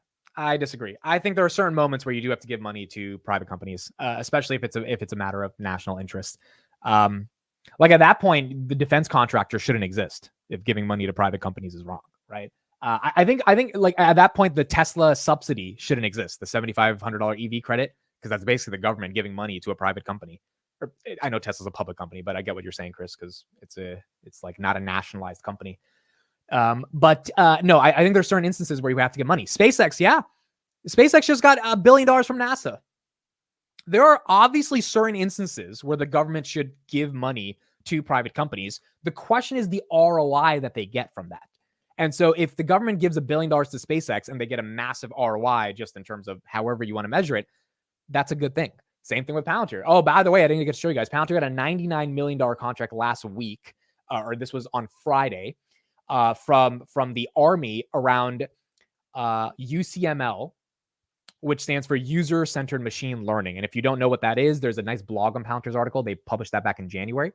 So you can read that blog as well. But like, you know, if the government gave private companies no money, then, you know, the government would never pay companies like Palantir or Boeing for certain amounts of money. So again, I don't think they should be giving them handouts, but if there's a product or service or an ROI they're getting in return, then I think it's not the worst thing in the world. Give them business, not money. Yeah, but still, at the end of the day, with Intel, I think it's a very unique situation. If TSMC goes to shit and we have no way to create our own chips, we have no fabs, we have no foundries inside of the United States, I think at that point you print as much money as you can, because I don't think people understand how much the economy collapses. If you don't have chips, you don't have anything. If you don't have chips, you don't have anything. And at that point, I think there is a like moral obligation for the United States to step up and at least protect ourselves against something like that happening. Because if that happens, we don't get, like, if Taiwan gets invaded, dude, there's no TSMC anymore. It's done. Now we're fighting a war. And it's like, how do we survive in the meantime to get the chips that are needed, by the way, for military equipment as well? You would need some level of money coming from the government. So I think in unique instances, it's important for the government to step in. But in most instances, obviously, you know, if a company fails, then it should fail. And that's kind of the free market playing out. Hey, Amit, did you ask about the Nike contract? Okay, so there is no Nike contract, guys. This is I told Palantir about this, but for everyone who saw the shoes on the AIP con stage, first of all, I don't know if there is a Nike contract or they're not, but the shoes don't represent a Nike contract. If they have a deal with Nike, I don't know about it. But the shoes meant boots on the ground. That's the theme they were going for, boots on the ground. Apparently, that theme did not stick with anyone. And I told them, I was like, hey guys, like no one gets that this is boots on the ground. And they're like, yeah, yep, no one gets it. So it is what it is. This is what happens at conferences sometimes, right? You have a vision and it doesn't exactly go according to plan. But yeah, it has nothing to do with Nike. I got a lot of messages about Nike. literally has nothing to do with Nike. It has to do with like Boots being on the ground and like their customers going all in. That didn't really resonate, but that'll be a learning experience next time for them to make a theme and a backset that resonates a little bit more. Now, I think they paid a lot for those sneakers, dude. They had some pretty nice Jordan sneakers up there. Like, I don't know how much they paid for some of those sneakers, but those are pretty good sneakers. It just wasn't exactly on theme. Should have had military boots. Yeah, I think it would have made more sense if they had like military boots or like oil field boots. Yeah, that would have made it a little bit easier. But again, and going back to that Intel conversation, I don't think the government should be pumping tons of money into private companies. But I think when it's a matter of the existential survivability of a country, the sovereignty of a country, which chips is equivalent to like being able to produce your own goods and services, that plays a role in terms of your sovereignty. Yeah, I think the government needs to at least begin to prepare. And I would think about it as the government's investing in Intel. Like, I wouldn't think the government's just giving them money. I would say the government should own a little part of Intel, right? We've seen the government do certain things in the past where they take little private stakes in companies, and maybe there's a, something in the wording of it that they have to sell the stake after 5 years, or whatever it may be. But at least the government should benefit off that. And obviously, if Intel survives and they become the new TSMC, the entire U.S. economy would benefit because we would be making our own chips finally inside the United States. But until we do that, I don't know how we're going to deal with China invading Taiwan. Funny how the government doesn't realize there is an issue until there is one. Yeah, I agree. Look, again, it's in unique instances. And there are certain instances where I absolutely think, like when it comes to China and Taiwan, that we need to have a lot more preparation for what's happening with that scenario. Because if it happens and we lose our chips overnight, GG to the stock market, we're done, bro. Like, we are completely done. And so we're going to have to see ultimately how that plays out. Here is Deepwater Gene Munster on the iPhone 16 rollout. Let's get his perspective and if he's still bullish ultimately on Apple. 16 going on sale this Friday. Our next guest has a new Apple note out. He expects iPhone revenue to grow 15% in fiscal 2025 and 17% in 2026. Both those numbers are well above street consensus. Joining us right now, Gene Munster, Deepwater Asset Management Managing Partner. Good morning to you. You think a super cycle is upon us? We've been having a debate even inside the Sorkin family household about whether everybody needs these new phones or not. Of course, I want it for the battery, and I just like the new stuff. But it's unclear to me, and maybe, Gene, you can speak to this, whether all of the new AI features are, when they get rolled out and how quickly they get rolled out and which phones you need to have them and what that does to the super cycle, if there is one. The timing on these AI features, Andrew, undoubtedly are going to impact how investors should think about the growth rates, and they are going to take 6 months to roll out. The shares of Apple are down 2.5% in the pre-market today on commentary that the rollout for the first few days is muted. And I've been following a lot of these iPhone upgrade releases, these upgrade weekends. And typically, you can use a box office approach to an iPhone upgrade cycle. Basically, looking at lead times of the first few days can generally get you a sense in terms of what that cycle is going to look like. This time, of course, it's different given some of the comments that you had, the timing on when these AI features come into play. At the end of the day is that there is a lot of talk around AI. There's actually not a lot of usage of it.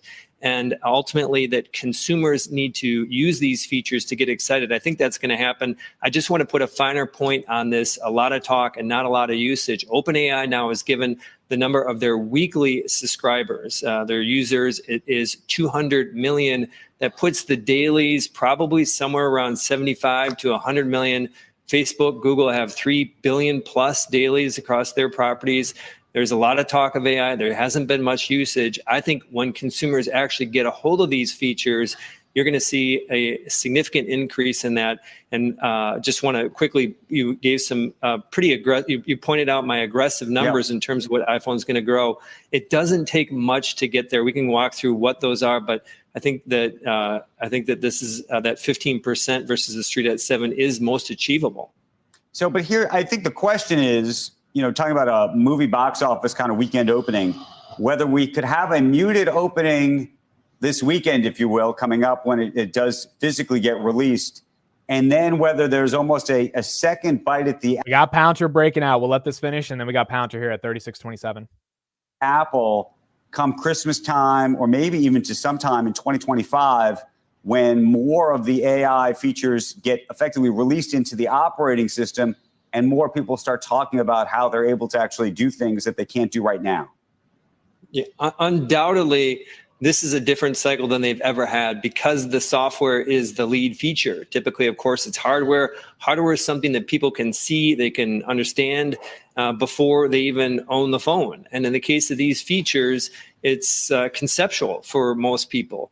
And so I think that reality, this is the most important feature, is the software, and it's still conceptual, I think underlines why this is going to take some time to move forward. And I would kind of think of this, these features, the rollout, just beyond the 6-month timing. There'll be some basic generative features initially, easier to use your phone. And then ultimately, we're going to move to more visual AI with a camera, right, and then agentic AI. And so I think that's a 6-12 month kind of a window ultimately. Gene, how far behind do you think that Apple is as it relates to Alphabet and Google, given the Pixel phone and some of the AI that's already incorporated into Android? On a feature-to-feature basis, they're probably about 6 months to a year behind. When it comes to doing something unique, being able to take their data, consumers' data, and get insights around it, I would say they have the lead. But if you're looking at kind of just the bits and bytes of it, they're behind. Apple's been behind on AI, and this is part of their catch-up. Yeah, and I think that's why the street's upset right now, dude. If Apple's so behind, there's not a compelling reason to upgrade. Palantir right here is not behind. 36.30 right now. There you go. $81 billion market cap, folks. Got a little bit of a red candle right there, but we did get the breakout above 36, which made sense because it was teetering around 36 for so long. Getting a little reversal in the markets right now. Not a crazy reversal, but a little bit of a reversal. S&P is green. Robinhood's almost at 22. NVIDIA... Yeah, look at NVIDIA basically recovering. So that's why Palantir is above 36. NVIDIA was down 4%. Now it's down 1%. And so that's why you're seeing Palantir get a nice little breakout above 36. 36 is not as big of a deal today because we did hit it on Friday. So like kind of like us pulling for 36. We got that moment on Friday, even though it was for a couple seconds. So kind of felt like we would get back to 36, especially after the 35.73 close. It kind of, just felt like it was very close to 36, and if it would get enough volume, it would get there. And there you go. Today we are getting there at 36.27. Volume right now on Palantir is 18 million shares. And the next sort of wall of resistance is at 36.40 with about 10,000 shares, which is not that crazy. And after that, at 37, you've got 11,000 shares. So you're going to have a lot of sellers in between, but in terms of walls, there's not too many aggressive walls they're waiting. Palantir $40 end of year seems very possible. Yeah, I mean, look, so if it gets to 40, the market cap becomes a bit crazy. I'm not going to lie, right? We get closer to $100 billion. However, this is based on narrative now. I don't think Palantir is trading on just fundamentals. I think it's based on narrative, and I think that narrative is positive if they show reacceleration of 30% growth, which I think, guys, I think they're going to get to 30% eventually.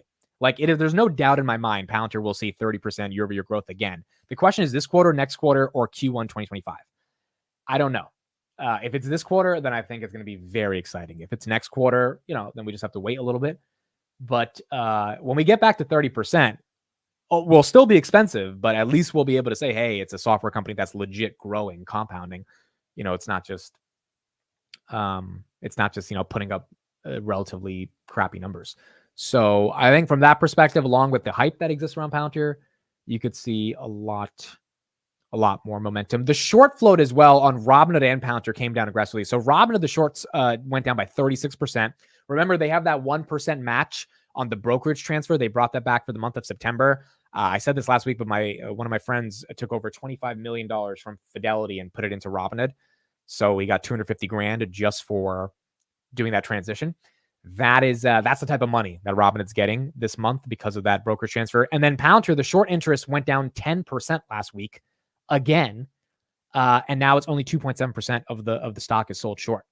So when it comes to a manipulated stock, Palantir and Robinhood have just not had to deal with manipulation because the shorts are so small as a percentage of the overall float. It's just based on the narrative and their overall growth. And if they can keep executing, then you're probably going to see a little bit more momentum on both those companies. If the macro can hold up, the macro's really got to hold up. Palantir now falling right below 36. Makes sense. Volatility is baked into a lot of these tech names that have done very well. Also, it's about to be 10:30, so we'll see a little bit of that 10:30 drama we see every day. Bitcoin right here at 58,000. Now, Bitcoin fell last night after the second assassination attempt on Donald Trump. Bitcoin was trying to make a run for 61,000. Donald Trump obviously being a very crypto-friendly president. And that assassination attempt, I talked about yesterday on the Sunday show, it happened again in a not so public setting as a rally. It was when he was golfing at Mar-a-Lago, and that immediately sent Bitcoin down. So I think Bitcoin's reacting pretty negatively if anything happens to Trump or if Trump loses. But it did go up last week, even after the Kamala debate. So I'm still, not fully sure how Bitcoin's ultimately going to react to the election. But it's going to have some route to figure out, or it's going to have to figure out a route in terms of, does it care about Kamala or does it not care about Kamala? One thing as well about crypto and Trump. So apparently at 8 p.m., Trump is launching a crypto project. I don't know if you guys heard of it. I have no idea if this is like something that's going to be very important for the election or whatever, but a crypto project backed by Republican President Donald Trump and his two eldest sons is set to launch this evening. Trump is going to host the Twitter Spaces at 8 p.m. for the World Liberty Financial Project. We are embracing the future with crypto and leaving the slow and outdated big banks behind, Trump said in a video clip posted from his official X account last week. I'll just say that I will not be partaking in buying that coin. Kind of sounds a little weird, to be honest, but I guess we'll see what the coin looks like. Anytime anyone launches a coin, dude, I don't care who it is, it gives me the heebie-jeebies because it's like robbing it back at 22. It's always feels like, why are you launching a coin? And if it's to raise money for the campaign, I don't even know how they're allowed to do. I don't know. So we'll see. Oh, he had shoes and NFTs before. He did have that before as well. Yeah. We'll see at 8 p.m. I guess what the launch is like. I'm assuming his sons will be there to kind of hype it up and explain it a little bit more. But yeah, I will not be buying into the Trump crypto coin.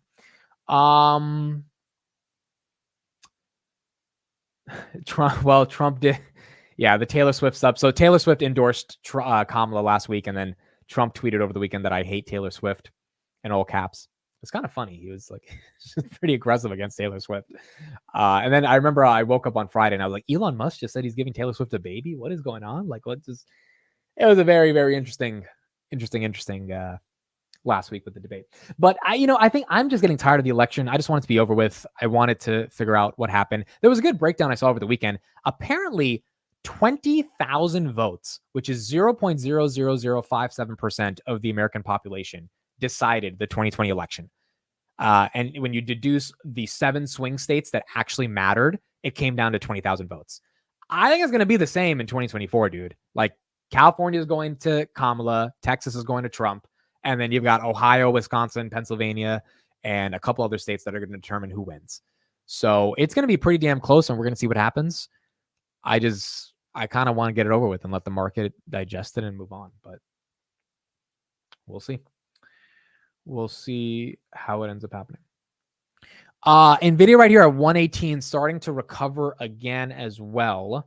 Oh, here's a little piece of news as well. There's another company called Super Maven that has raised about $12 million from OpenAI and Perplexity for their AI coding assistant.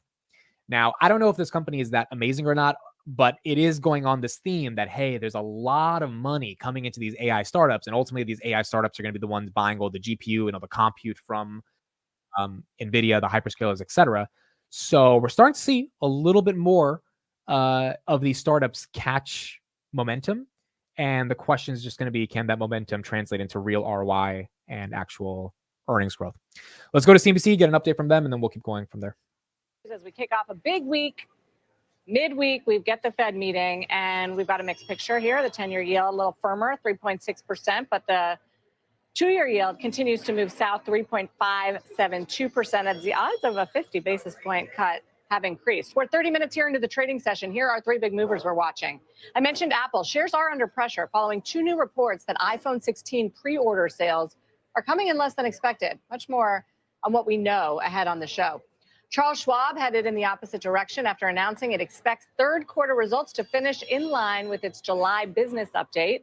Revenue up between 2 and 3% from Q2. And then finally, keeping our eye on gold, hitting record high after record high on a weaker U.S. dollar and prospects of a rate cut this week. It is outperforming the S&P 500 on the year, currently hovering around $2,600 an ounce. Continues to push a little bit higher. But guys, that's the story of the week. I would say two big macro catalysts. Besides the Fed on Wednesday, it's retail sales on Tuesday, which could shed some new light on how the consumer's doing. And there is a bit of a question mark around how the consumer's doing right now. We'll also get some key earnings from FedEx, which is always a good economic tell, General Mills on food inflation. And then the Fed, obviously on Wednesday, has a little bit more mystery to this one in this meeting. And we're also going to get all the dots, which, again, confusing but exciting because we get that those dots are the forecast for every Fed member on how low they think rates are going to go, where they think unemployment is headed, where they think GDP is headed. They haven't exactly been on the mark in terms of their forecast.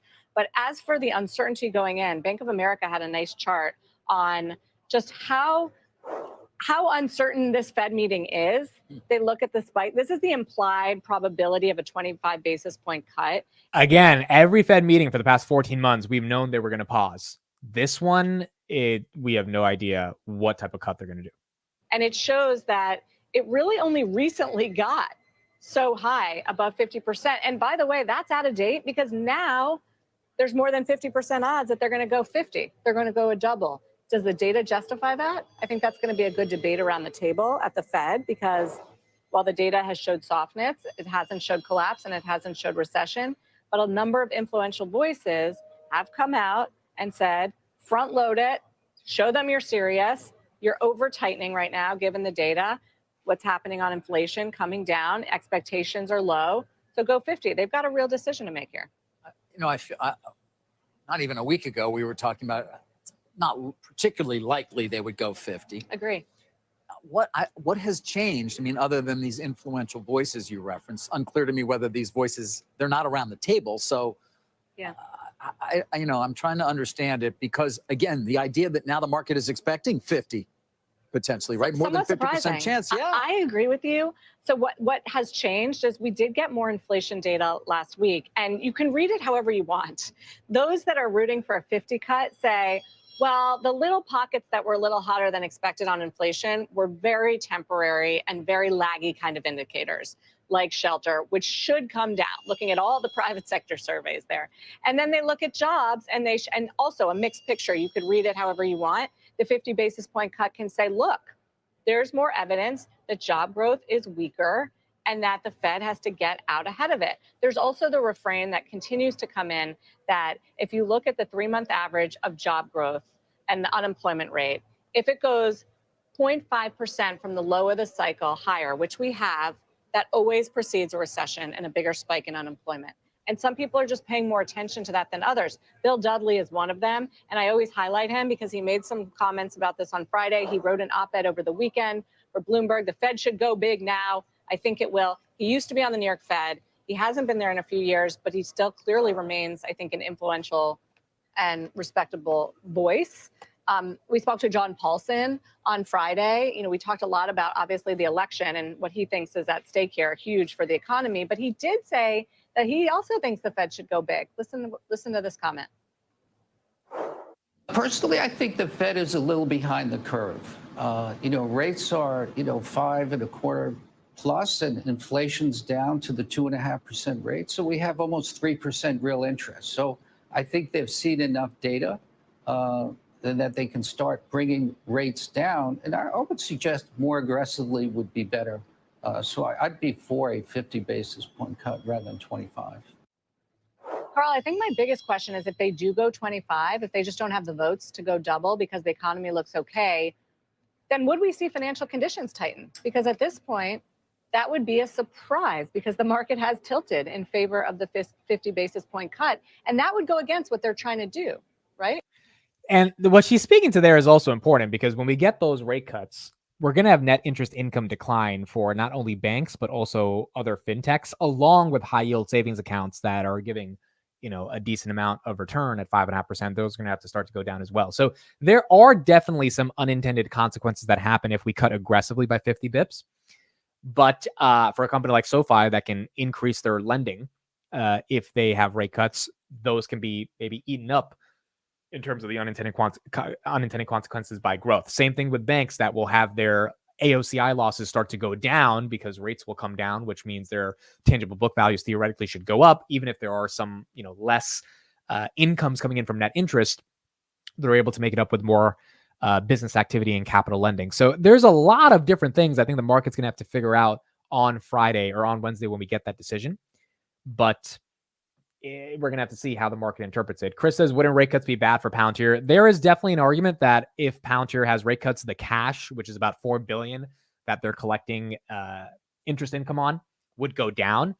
So I think if that does happen, which we would see the ramifications of that really in Q4, not Q3, because Q3 is almost done, then you need business income from operations and adjusted operating margins to start going a lot higher, right? Because Palantir is going to have to actually put up net interest, or you're going to have to put up net income, not just only from net interest income, which I think right now is about 70% of their revenue, of their profits. It's from the actual cash they have in T-bills.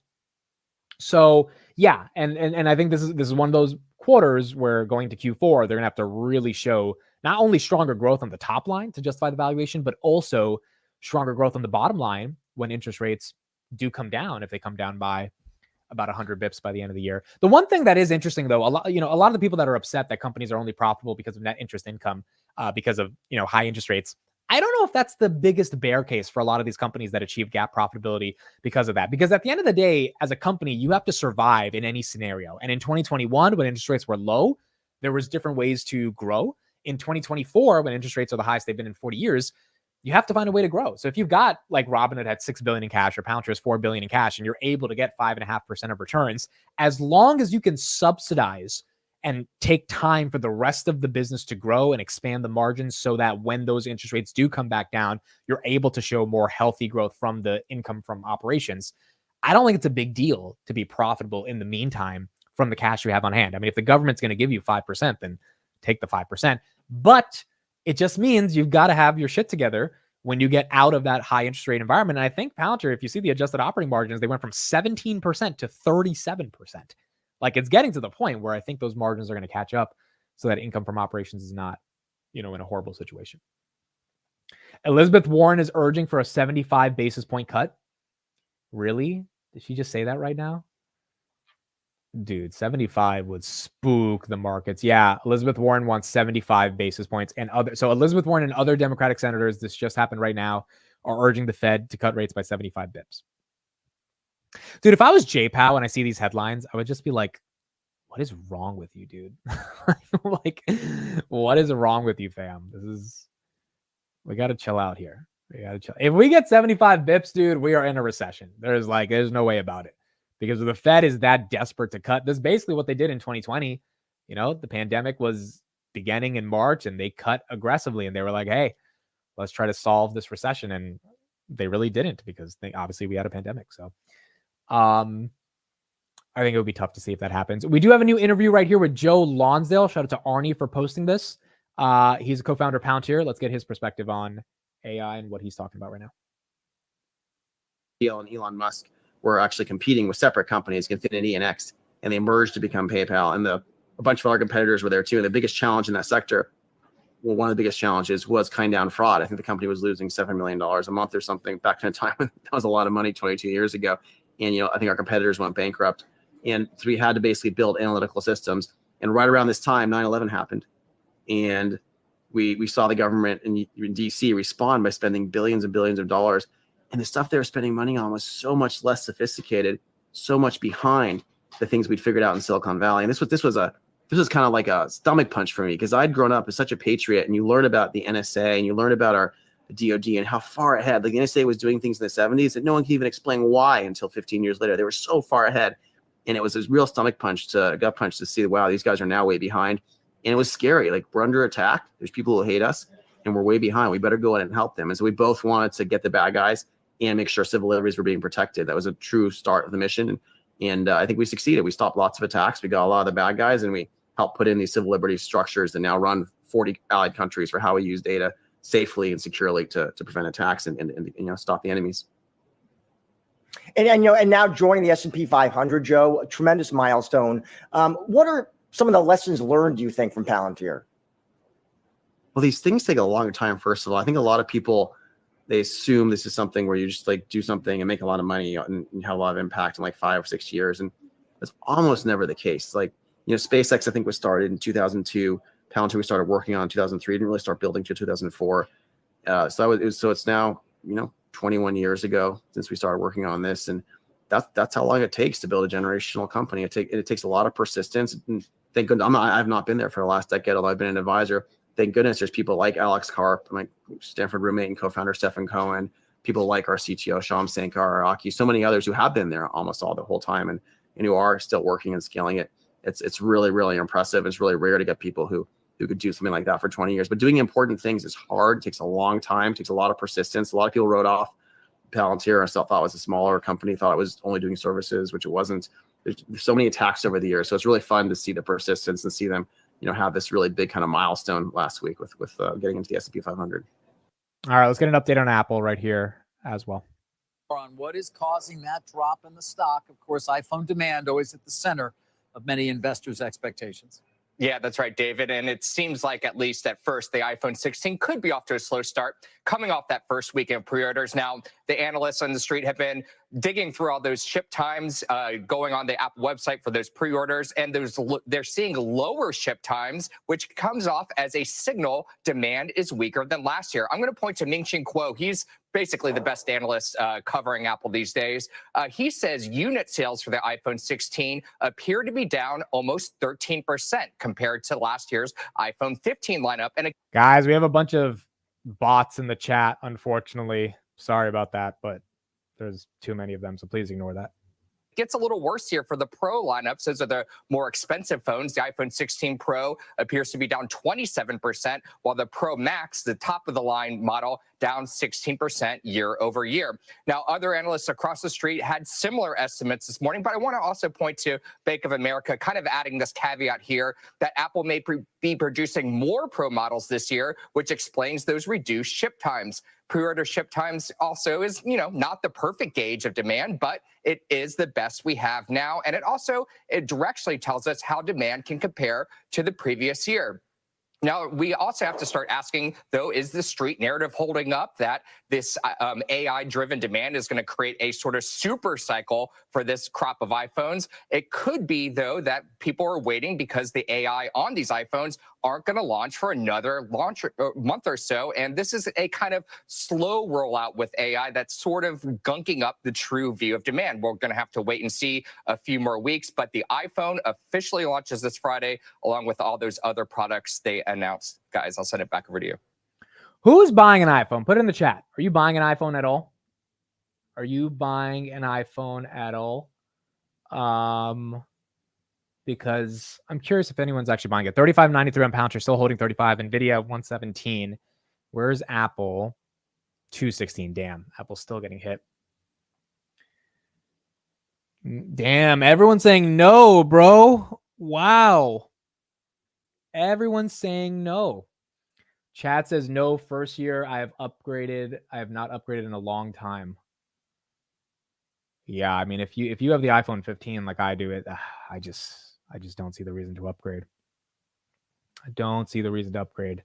Dougie says Android only. Chris says buying a used 1-year-old iPhone. Again, I don't have a problem with spending money on a phone. Like, I use my phone every day. My phone is important to me. If I need to use my phone, like I'll pay good money for a phone. There's just no reason to upgrade to this one. At least not now. Android is the green bubbles. Yes, Android does indeed have some of the green bubbles. 216.72 right here on Palantir, down about or not Palantir. Could you imagine 216.72 on Palantir? It's on Apple. Oh my god, the day I get to say 216.72 here on Palantir. Dude, that would put Palantir at a $400 billion dude, that'd be crazy. That day, hopefully one day is coming. But Palantir right here at 35.98, still up 1%, even though the market's taking a little bit of a downturn. S&P is slightly red, SoFi 77. Yeah, I mean, if all of you are not upgrading to the iPhone, you know, I think anecdotally you're probably going to see a lot less upgrades than what people thought would happen. Palantir's holding 36 really well. Yeah, I agree. Palantir's holding 36 very, very well.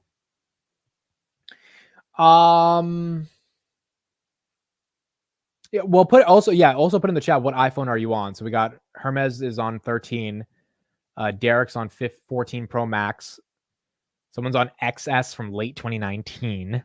Damn, that's 5 years of not upgrading. So for me, I spent 3 years not upgrading, and I thought that was a lot. But some of you guys have not upgraded for over half a decade, which is crazy. You know what I would really pay for? If Apple could figure out the battery situation, if they could give us a battery that lasts for, call it even like 2 days, you know, not just 10 hours or 20 hours, but like 2-3 days, I would pay a lot of money for that phone because I get so annoyed, like so like imagine this. Thank God when we got the carp video this weekend that my phone was charged. Could you imagine if they were trying to take that video and my phone died at that moment? And my phone was dicey the whole day because I was using it to record videos and all this stuff. So I had backup chargers. I had extra stuff with me. Like, could you imagine during that carp video if my phone wasn't charged and we couldn't take the video? Like, like your phone just has to be charged forever. Like, it just cannot be not charged. And I would pay a lot of money for an iPhone that had a battery that actually was good. And like I feel like in 2024, batteries should not be the issue anymore. I don't even care about AI, dude. Like I don't care about meeting summaries. Just like, don't let the phone die. That's it. If Apple could put all the focus that they put into AI on the battery, I feel like they would sell more phones. I really feel like a battery is a selling point. And they could charge a higher, I would pay $2,000. I'd pay $2,000 for a phone that never dies or a phone that barely dies. I'd pay more, dude. I cannot have that phone die. So that would be what I care about. But the AI stuff seems to be like something that doesn't care too much. Damn, most of you have old iPhones. iPhone 13 mini? Wow. Try putting your phone down while you pee. Oh my God, dude, my phone was actually charging yesterday and I went to pee and I felt so bored, bro. I was like, how do people just stand here? Like, there's no meaning to life just standing here. Like, I need to be entertained and stimulated. Like, I need something. I need my phone, dude. Constantly, I need my phone. But, okay, so here's a question for you guys. Do you guys, how many hours a day are you spending on your phone? Because for me, it's basically when I wake up to when I go to sleep. So I think that's why I need like a good model and I need a good battery. But how many of you guys say that you're on it, but you're not like obsessed with being on your phone like me, but it's just there in the background and you'll use it here and there, but it's not like crazy? Because that could also explain why a lot of people haven't upgraded. Because if you're on a model from 2019 and you're using it 12 hours a day, I don't know how the thing is not dying every 10 seconds. How long do you pee? 10 minutes? No, it's 45 seconds. But for those 45 seconds, I'm bored, bro. Like, dude, it's dude. So you guys know I don't watch movies, right? I literally signed up to a free trial of HBO Max last night because I wanted to watch The Dark Knight. I've seen The Dark Knight probably 50 times, but I wanted to see it again. So like this is the way my attention span works. It's like either I'm stimulated by something exciting that's new, but it's short, or I'm watching something I've already seen in the past and then I can keep my attention. If not, it's hard. It's really hard to, be with my thoughts for more than a minute. 4 hours a day seems like the average. 1 to 2 hours on the computer more. Yeah, I would imagine 2 to 4 hours screen time daily. Let me pull up mine. My screen time is kind of stupid, dude. It's pretty aggressive, but this is kind of my job too. Like I'm on it all day. So yeah, it's 8 hours and 55 minutes a day. And that's definitely a decent amount. If I go to the specific apps, I would imagine it's a lot more. Yeah, it's a lot. it's so at least in that daily average is 9 hours a day. So did everyone know Palantir at AT&T as a client? So Palantir, they put out a video today at AIPCon from AIPCon where we didn't see this at AIPCon, AT&T, this AT&T video. So for those that haven't seen it, I definitely recommend watching it. AT&T did a presentation at AIPCon. It's called Foundry for Enterprise. Not it was not at the actual conference. I'll put the video right here in the chat if people want to watch it. But they had a good presentation right there. All right, so most people are 3 or 4 hours a day. Letting technology control you leads to depression. So I disagree with that take. I understand that take. I think there's other things that lead you to depression. You know, it's ironic you bring up the concept of depression. My friend actually put out this podcast this week about being depressed. It was a very like vulnerable podcast. He doesn't have like a super, super big podcast or anything, but he put it out. And basically he was talking about, you know, not really sure what he's like fighting for in life and all this stuff. And it went really deep. But ironically, he's posting it on social media and he's using technology to promote it. So whenever people say technology leads to depression, I don't fully agree with that, dude. I don't fully agree with that. I think that if anything, technology has led to massive amounts of excitement in my life because I've been able to build a brand and I've been able to communicate with people and get my ideas and thoughts and opinions out there. Now, can it get too intense at some point? Palantir right here at 35.98, yes. And are there moments where you just need to like put the phone away and go for a walk? 100%. But I don't think a over usage of technology leads to massive levels of depression. I think depression, it can, but I think depression also has to deal with a lot of other shit in life that is not just based on like social media. It's based on other stuff, right? Like other like personal shit going on in life. I think if anything, technology can be a way to escape certain elements of sadness. So I think there's a good and bad to it, but it depends on how you use it. And, you know, I don't think technology necessarily has to be about depression. Arnie says technology can bring leverage to your life. Leverage can be positive or negative, 100%. Chad says it's all about balance. I agree. Like even Chad, he took a couple of days off from Twitter last week because he just wanted to like, you know, take some time off from it and like not necessarily be entrapped in all the notifications and all that noise that happens, which I think is like very fair to do. And it's very healthy to do. And then there's other times where, you know, you want to consistently use these platforms because you're getting value out of them or you're building on top of them, yada, yada. So I think it's about balance, but I don't think we can just say technology is, you know, the core thing that causes depression. For some people it might, but for other people, I think it's definitely beneficial. It's not the tech that leads to depression. It's the constant use of social media, comparisons to others, and using it as entertainment escapism instead of living in the world. That I 100% agree with. So if you're using social media to escape what's going on in your life and to like look at pictures of Instagram models that have like Instagram is fake, bro. The reason I don't use Instagram anymore, people say like, oh, why don't you post on Instagram? Instagram is full of shit. Instagram is absolute garbage. It's fake. It's people trying to act like their life is cool when we all know their life's not that cool. And it's putting up such a false perception of reality. And I think it's kind of universal throughout Instagram. Like I really think Instagram has it's just one of those platforms. And I don't use it a lot. I know some people like using it. Some people like watch funny reels on it. But it's one of those things where if you get too hooked into Instagram and you see your friends go to like New York Fashion Week or something, you're going to start feeling like shit. So Instagram to me is one of those things to protect yourselves from. But it is about the constant comparisons. Because if those comparisons get aggressive, then you know, then it could definitely lead to bad things like depression. It does have the memes though, but Twitter's starting to get the memes as well, you know? Dude, there was a funny video. I sent this last night to a couple people. This was hilarious, bro. This video I saw yesterday. I don't know why I thought it was funny, but it was funny. This is like the stupid shit that pops up on Twitter. And it's like hilarious to me. I'll see if I can find it. I have to send it to myself. But there are little funny memes that pop up on Twitter, and that's what gets a bit, that's what at least keeps me on Twitter a little bit more outside of the finance stuff that we see. Link to the video about election in the swing states. Yeah, let me send that in a second. Let me send that. So first, let me send this. Damn, iPhone 11. A lot of you guys. Wow. I'm surprised. I thought more people would have at least the 14 or 15, but people are definitely at the lower end of it. And I guess it speaks to the fact that the phone is so good that it doesn't matter. Oh, wow. It got community noted. Holy crap. I thought this was a real video. Wow, it wasn't. Okay, so here's the video. First, here's the video itself. Guy's handing the other guy some oil. He's getting chased by a car. I thought it was real. I was like, I can't believe this is happening.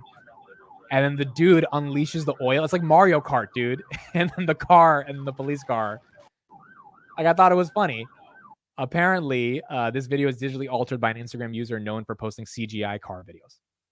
So it wasn't even real, but I thought it was funny. But this is the type of stuff that could keep you on Twitter. This is the type of stuff that keeps you on Twitter. I thought it was real, dude. What? I thought it was real. I thought it was legit real, dude. I was like, wow. That's why I sent the video to friends. I was like, yo, look at that. It's like some Mario Kart in real world. Am I stupid for thinking that was real? I thought it was real. You are misinformation. Okay, it kind of looked fake, but it also looked real. Okay, I sent it to Chad. What, Chad? You thought it was fake? I sent it to him. I was like, this is hilarious. This tells me that a lot of you believe that. I thought it was real, bro. Holy crap, dude. I was like, dude, I've never seen a car chase. First of all, car chases are exciting, okay? You can go down a rabbit hole on YouTube if you watch these like police car chases. A lot of them happen in Los Angeles. But I was like, oh my God, like this guy like diverted the police with oil. Like literally, it's like a button you press on the Mario Kart game and then you can like, stop someone from chasing you. Apparently it was fake. Dude, I thought it was real. I legit thought it was real. I legit thought it was. That is such a boomer thing to do. You're right. The oil was fake. It didn't look fake, dude. Damn it. Well, I thought it was real. Apparently it's fake. At least we have community notes. Palantir back at 36. All right, let's get this take from Bank of America on CapEx spend and why they think CapEx will continue to increase. This is the biggest fear I think I have going into Q3, how the market reacts to CapEx increasing. Let's see what Bank of America thinks on this. No wonder you are at 8 hours of screen time. Oh my God, dude. I thought it was real, bro. I thought it was real. They're leading the comeback this week. The rally led by chip makers Broadcom, Supermicro. Psychology with regard to the mega cap tech stocks. They led us in the first half of this year. You've had some churn and sideways action. It seems like the market wants to be more discerning about winners and losers and what we're paying for these things. Big picture, the AI story, all the thematic elements of it. Has it caused you to reassess anything or not? Not really. I mean, and in part, if you believe in where AI is going and the idea that AI at some point, whether it's 3, 4, 5 years out, is going to provide us with, superhuman intelligence. All of the CapEx that's being spent today is wholeheartedly justifiable because the opportunity to monetize that AI at that period of time is beyond, I think, what anyone has really contemplated in the market so far. And just to point to NVIDIA in particular, obviously there have been these periods before where it kind of, consolidates for 3 months and people wonder if you can actually extrapolate the demand growth into next year and beyond. What have you heard from them recently? And I guess, how are you mentally modeling it out in terms of how long this can last? Yeah, so I think there's many different ways and many different vectors of growth for NVIDIA. And the slope can change in any given year. However, so let's just go back to what happened at the earnings call. Yeah. Earnings call, the numbers didn't go up. And it was the first time in, I think, 7 quarters that the numbers haven't gone up for NVIDIA. The stock comes in as people are saying 2025 is peak. Goldman Sachs conference, which was just this past week, Jensen gets on stage and talks about how CoWoS capacity has to grow in 2025, but it also has to grow in 2026. That basically marked the bottom for the stock, and the stock went from 104 to 120, where it is today. Yeah. So, it is very sensitive to the growth trajectory of 2026 and whether or not 26 will be a growth year. Now, in our opinion, given how much CapEx needs to be spent, 25 is not peak CapEx. Mm-hmm. We think 25, 26, 27, and potentially 28 are going to be big CapEx years for all of the hyperscalers. Really? It was interesting to me to hear Larry Ellison from Oracle talk about AI on their conference call, where he kind of had some impatience about this question of how are we going to get paid for these products. And he essentially says it's going to be everything. It's like everything we do is essentially going to be built around these AI technologies, which is interesting to me, except it also goes back to this idea, well, technology always gets better and faster and cheaper. So how is this different right now? It's just an accelerated phase of it. Yeah, and we have to have like an hour to have that discussion. But I think in a nutshell, and I'm going to it's gonna sound a little bit Terminator-esque. Yeah. So bear with me. But if you can have a coworker that has equivalent intelligence to you, and can be effectively your foil and do everything that you need it to do, and then some. How much would you pay for that coworker? So if Microsoft, for example, opens up that opportunity for the world or for enterprises, how much are you willing to pay for that coworker? Is it $40,000 a year, $50,000 a year, right? And that coworker works 24/7. Yeah.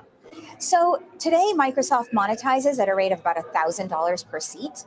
So the opportunity is 50-fold.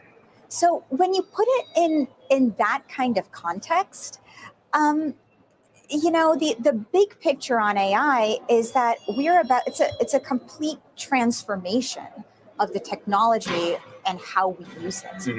And I think that's the part that sometimes gets lost in this AI kind of, is it a trade? Are we a peak? Sure. Because the endpoint is very, very different than I think the market thinks. This is kind of what Larry Ellison said again as well. That's why Oracle is getting some momentum. I mean, look, I don't know if Copilot is the inevitable result that she's speaking about right there, but it is going to be something. Oracle right here up 5% on the day, $470 billion market cap.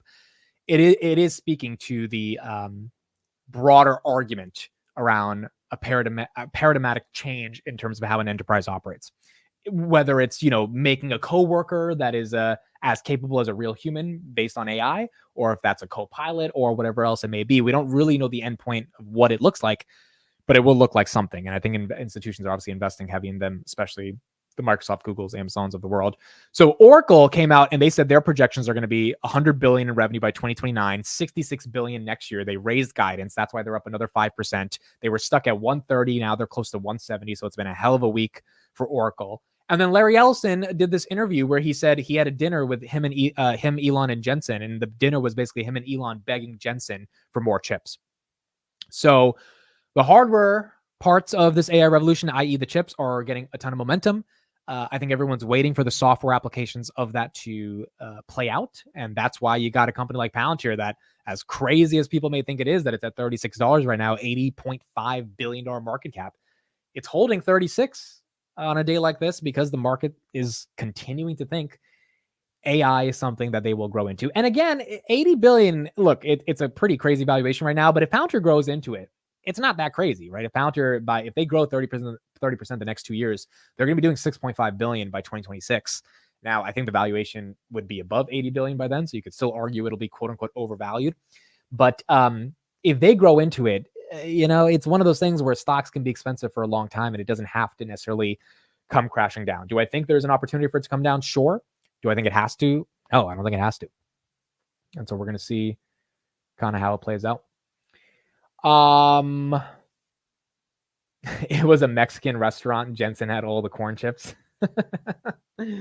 Yes, that was exactly where they were at. It was a Mexican restaurant.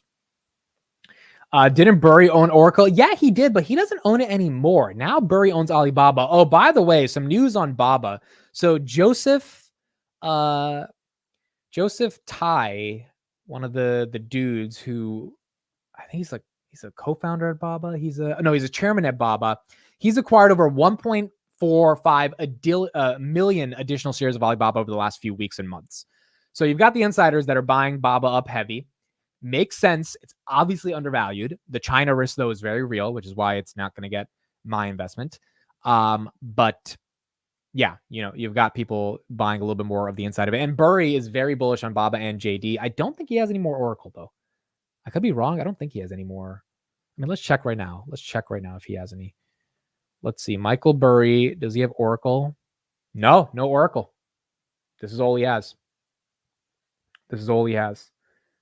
He has Baba, 155,000 shares, 4 Shift Payments, JD, and that's it. The move that has not been the best move this year is Buffett loading up on Oxy.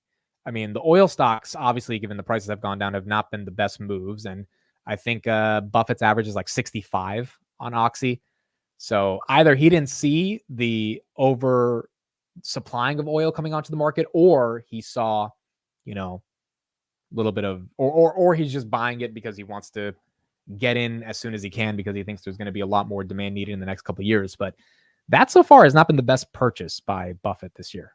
And I imagine if they didn't have Oxy, if they just had like more Apple instead, they would have overperformed than their current performance. But oil stocks have not done the best. XLE right now as well, up a little bit on the day, but down for the month when it comes to energy. Nvidia continuing to fall. So Palantir holding 36, but Nvidia going down 2% right now. And it's down. We got Thomas defending Buffett. Of course, he doesn't think in terms of 1 year. I get it. I know he doesn't think in terms of 1 year. I understand. My point is just like on a pure entry price, if based on how much he was loading up, yeah, he could have, if he just waited, he could have gotten a little bit cheaper. So that's all for Buffett. But maybe oil has a rebound towards the end of the year, but so far it doesn't seem like that necessarily will happen given what's happening with OPEC and how much they want to produce. Celsius right here at 33.06. You have TSM at 167. Nice shirt, Amit. Are you working out to play rugby? I've never played rugby. Rugby is like the rich people sport, right? I've never played rugby. It's a cool sport though. But no, I've never played rugby. One day I've got to play it. Nvidia 116. Where's Apple right now on the Mac 7? Wow, Apple's down 3%. Microsoft still down. Meta's down 1%. Google getting a little bit of a bid. Tesla down 1.5. So 1010 is officially happening. They announced it on Friday. So we are less than a month away from 1010. We'll see how that plays out, but that'll be very important. And maybe we get a little pump going into 1010 as well. Oh, I'm thinking of Polo. Oh, you're right. I am thinking of Polo. Polo's the rich people's. Wait, then what's rugby? What the hell is rugby? Rugby sport. I thought rugby was the rich people thing. Oh, never mind. This is not this is not the rich people thing. What are they doing here? This looks like football, dude. That looks like a football, doesn't it? Tell me that doesn't look like a football, bro. What the hell is rugby? Wait, so then rugby is different from polo. Yeah, polo. Oh, this is the rich people thing. This is the rich people thing. This is definitely the rich people thing, dude. You only play this shit if you're rich. Yeah, okay. So, well, I haven't played both. I haven't played either. Wow, rugby is interesting. Amit, do you know anything about any kind of physical activity? Dude, I know about basketball. I played basketball in high school. I like basketball. I started JV point guard. Just because I don't know the difference between rugby and polo is not like, doesn't mean I don't know anything about sports, bro. I just don't know the rugbys of the world. But I know basketball. I know regular American football, even though I don't love watching it, but I know some stuff. Now, golf, I don't know anything about golf. I'm not going to lie. I've never understood golf, but at least American football and basketball I know about. Rugby is the OG American football. Have you heard of baseball? Yes, I've heard of baseball. I have indeed heard of baseball. How old are you, Mid? I'm 26. I'll be 27 in a month, folks. I'll be 27 in a month. So, do you know cricket? Yes, I know cricket. I'm obviously Indian. Dude, all right, I'm going to piss off some of the Indians in the chat, dude. I don't get why people like cricket. It's kind of boring, bro. Like, I've just never, been entertained by cricket. Now, I know there's billions of people that care about cricket, but I've just never cared about cricket, dude, ever. I love basketball. I grew up playing basketball. I was on the street corners near my house. Robin had going green right here, 2211. I was after school. I'd be playing basketball. And that's the sport I fell in love with. But the other sports I just never got that interesting into. Again, cricket's just weird, dude. Like cricket is like look at cricket, bro. Cricket is not. I know India and Pakistan are so deep into it, but it doesn't even seem that exciting when you think about it. That's it. That's cricket. The guy throws the ball, you hit it, and then it's just, I don't know, bro. It's just never been that interesting. I've never watched a cricket game in my life ever. Soccer is more. First of all, I will say I was bearish on soccer for a long time, and then I started watching it, and I was like, oh, I could see how people watch it. It's kind of exciting. I could see how people, I could see how people watch soccer. But basketball to me is the most exciting. Basketball is obviously the most exciting. because I mean, like, there's just so much energy in terms of what's happening in basketball. Robinhood at 2208. So again, I think the reason why Robinhood's up right now is because their short float went down by 36%. And again, if you get a bull market, dude, Robinhood's going to do very well. It's actually going up while Bitcoin's going down, which is nice to see. So we need to confirm the bull market based on the rate cuts, and then I think Robinhood will do very well. On October, they're going to have a massive event, dude. I think they're going to have a lot of products. You know, it's so funny, dude. My mom sold all of her Robinhood when I came back from AIPCon. I was like, so let me look at your portfolio, because I take a look at her portfolio every week. And she's like, oh, I sold Robinhood. I was looking at her. I was like, why did you sell a Robinhood? But she had like a $16 average. And she sold, but only in her Roth. She still has like 400 shares in her regular, but she had like 700 shares in her Roth. She's like, no, I was up 30%. I was like, all right, fine. So she did make a good gain on it, but I think selling before the October event is a little tough, because the October event is going to be good. And look, maybe it's a good sell. Maybe Robinhood collapses after the October event. It's too hyped up, and you know, she got out at a good price. But I think 25 towards the end of the year is very possible if the October event goes well and we avoid a recession. So she still owns some Robinhood, but she did take some profits in her Roth when it came to Robinhood. All right, that's it for me, folks. I got to get out of here. I got to go to the DMV and redo my registration, because I've been kind of driving the car for the past week without the updated registration. So I'm going to go do that right now, get that over with. We'll be back at 3:45 for the market close. Keep going from there. And yeah, big week. Wednesday, we've got the Fed. We've got S&P inclusion on Friday. We'll see what happens as we go from there. Palantir right now, Robinhood at 2207, Palantir, S&P at 560, Palantir at $36. So let's see if we can hold 36 for the rest of the day, and keep going from there. Where's the S&P? S&P right here at 560.84, down about 20 bips right here on the day. All right, that's it for me. Thank you, everybody. I will see you guys 3:45 p.m. for the market close. We're back in action. Oh, word of the day. How did I not do the word of the day? See, thank you, June. I was like, we're back to the studio, back to the market open, and I'm forgetting the crucial part, which is word of the day. Oh, this is an interesting one. You guys are going to hate me for this one. Word of the day is iconoclast. Iconoclast. Okay. So I didn't know it was iconoclast, but I said in. There's not even an N after the I. The reason I said you guys were going to hate me is because it says a person who attacks cherished beliefs, traditional institutions. And basically, when I was saying cricket sucks, I'm being a iconoclast, but I thought it was iconoclast. Iconoclast. Okay, iconoclast. So if you hate cricket, you are a iconoclast, I guess. All right, that's it for us. Thank you, everybody. I'll be back 3:45 on the market open. Have a good one, guys. Bye-bye.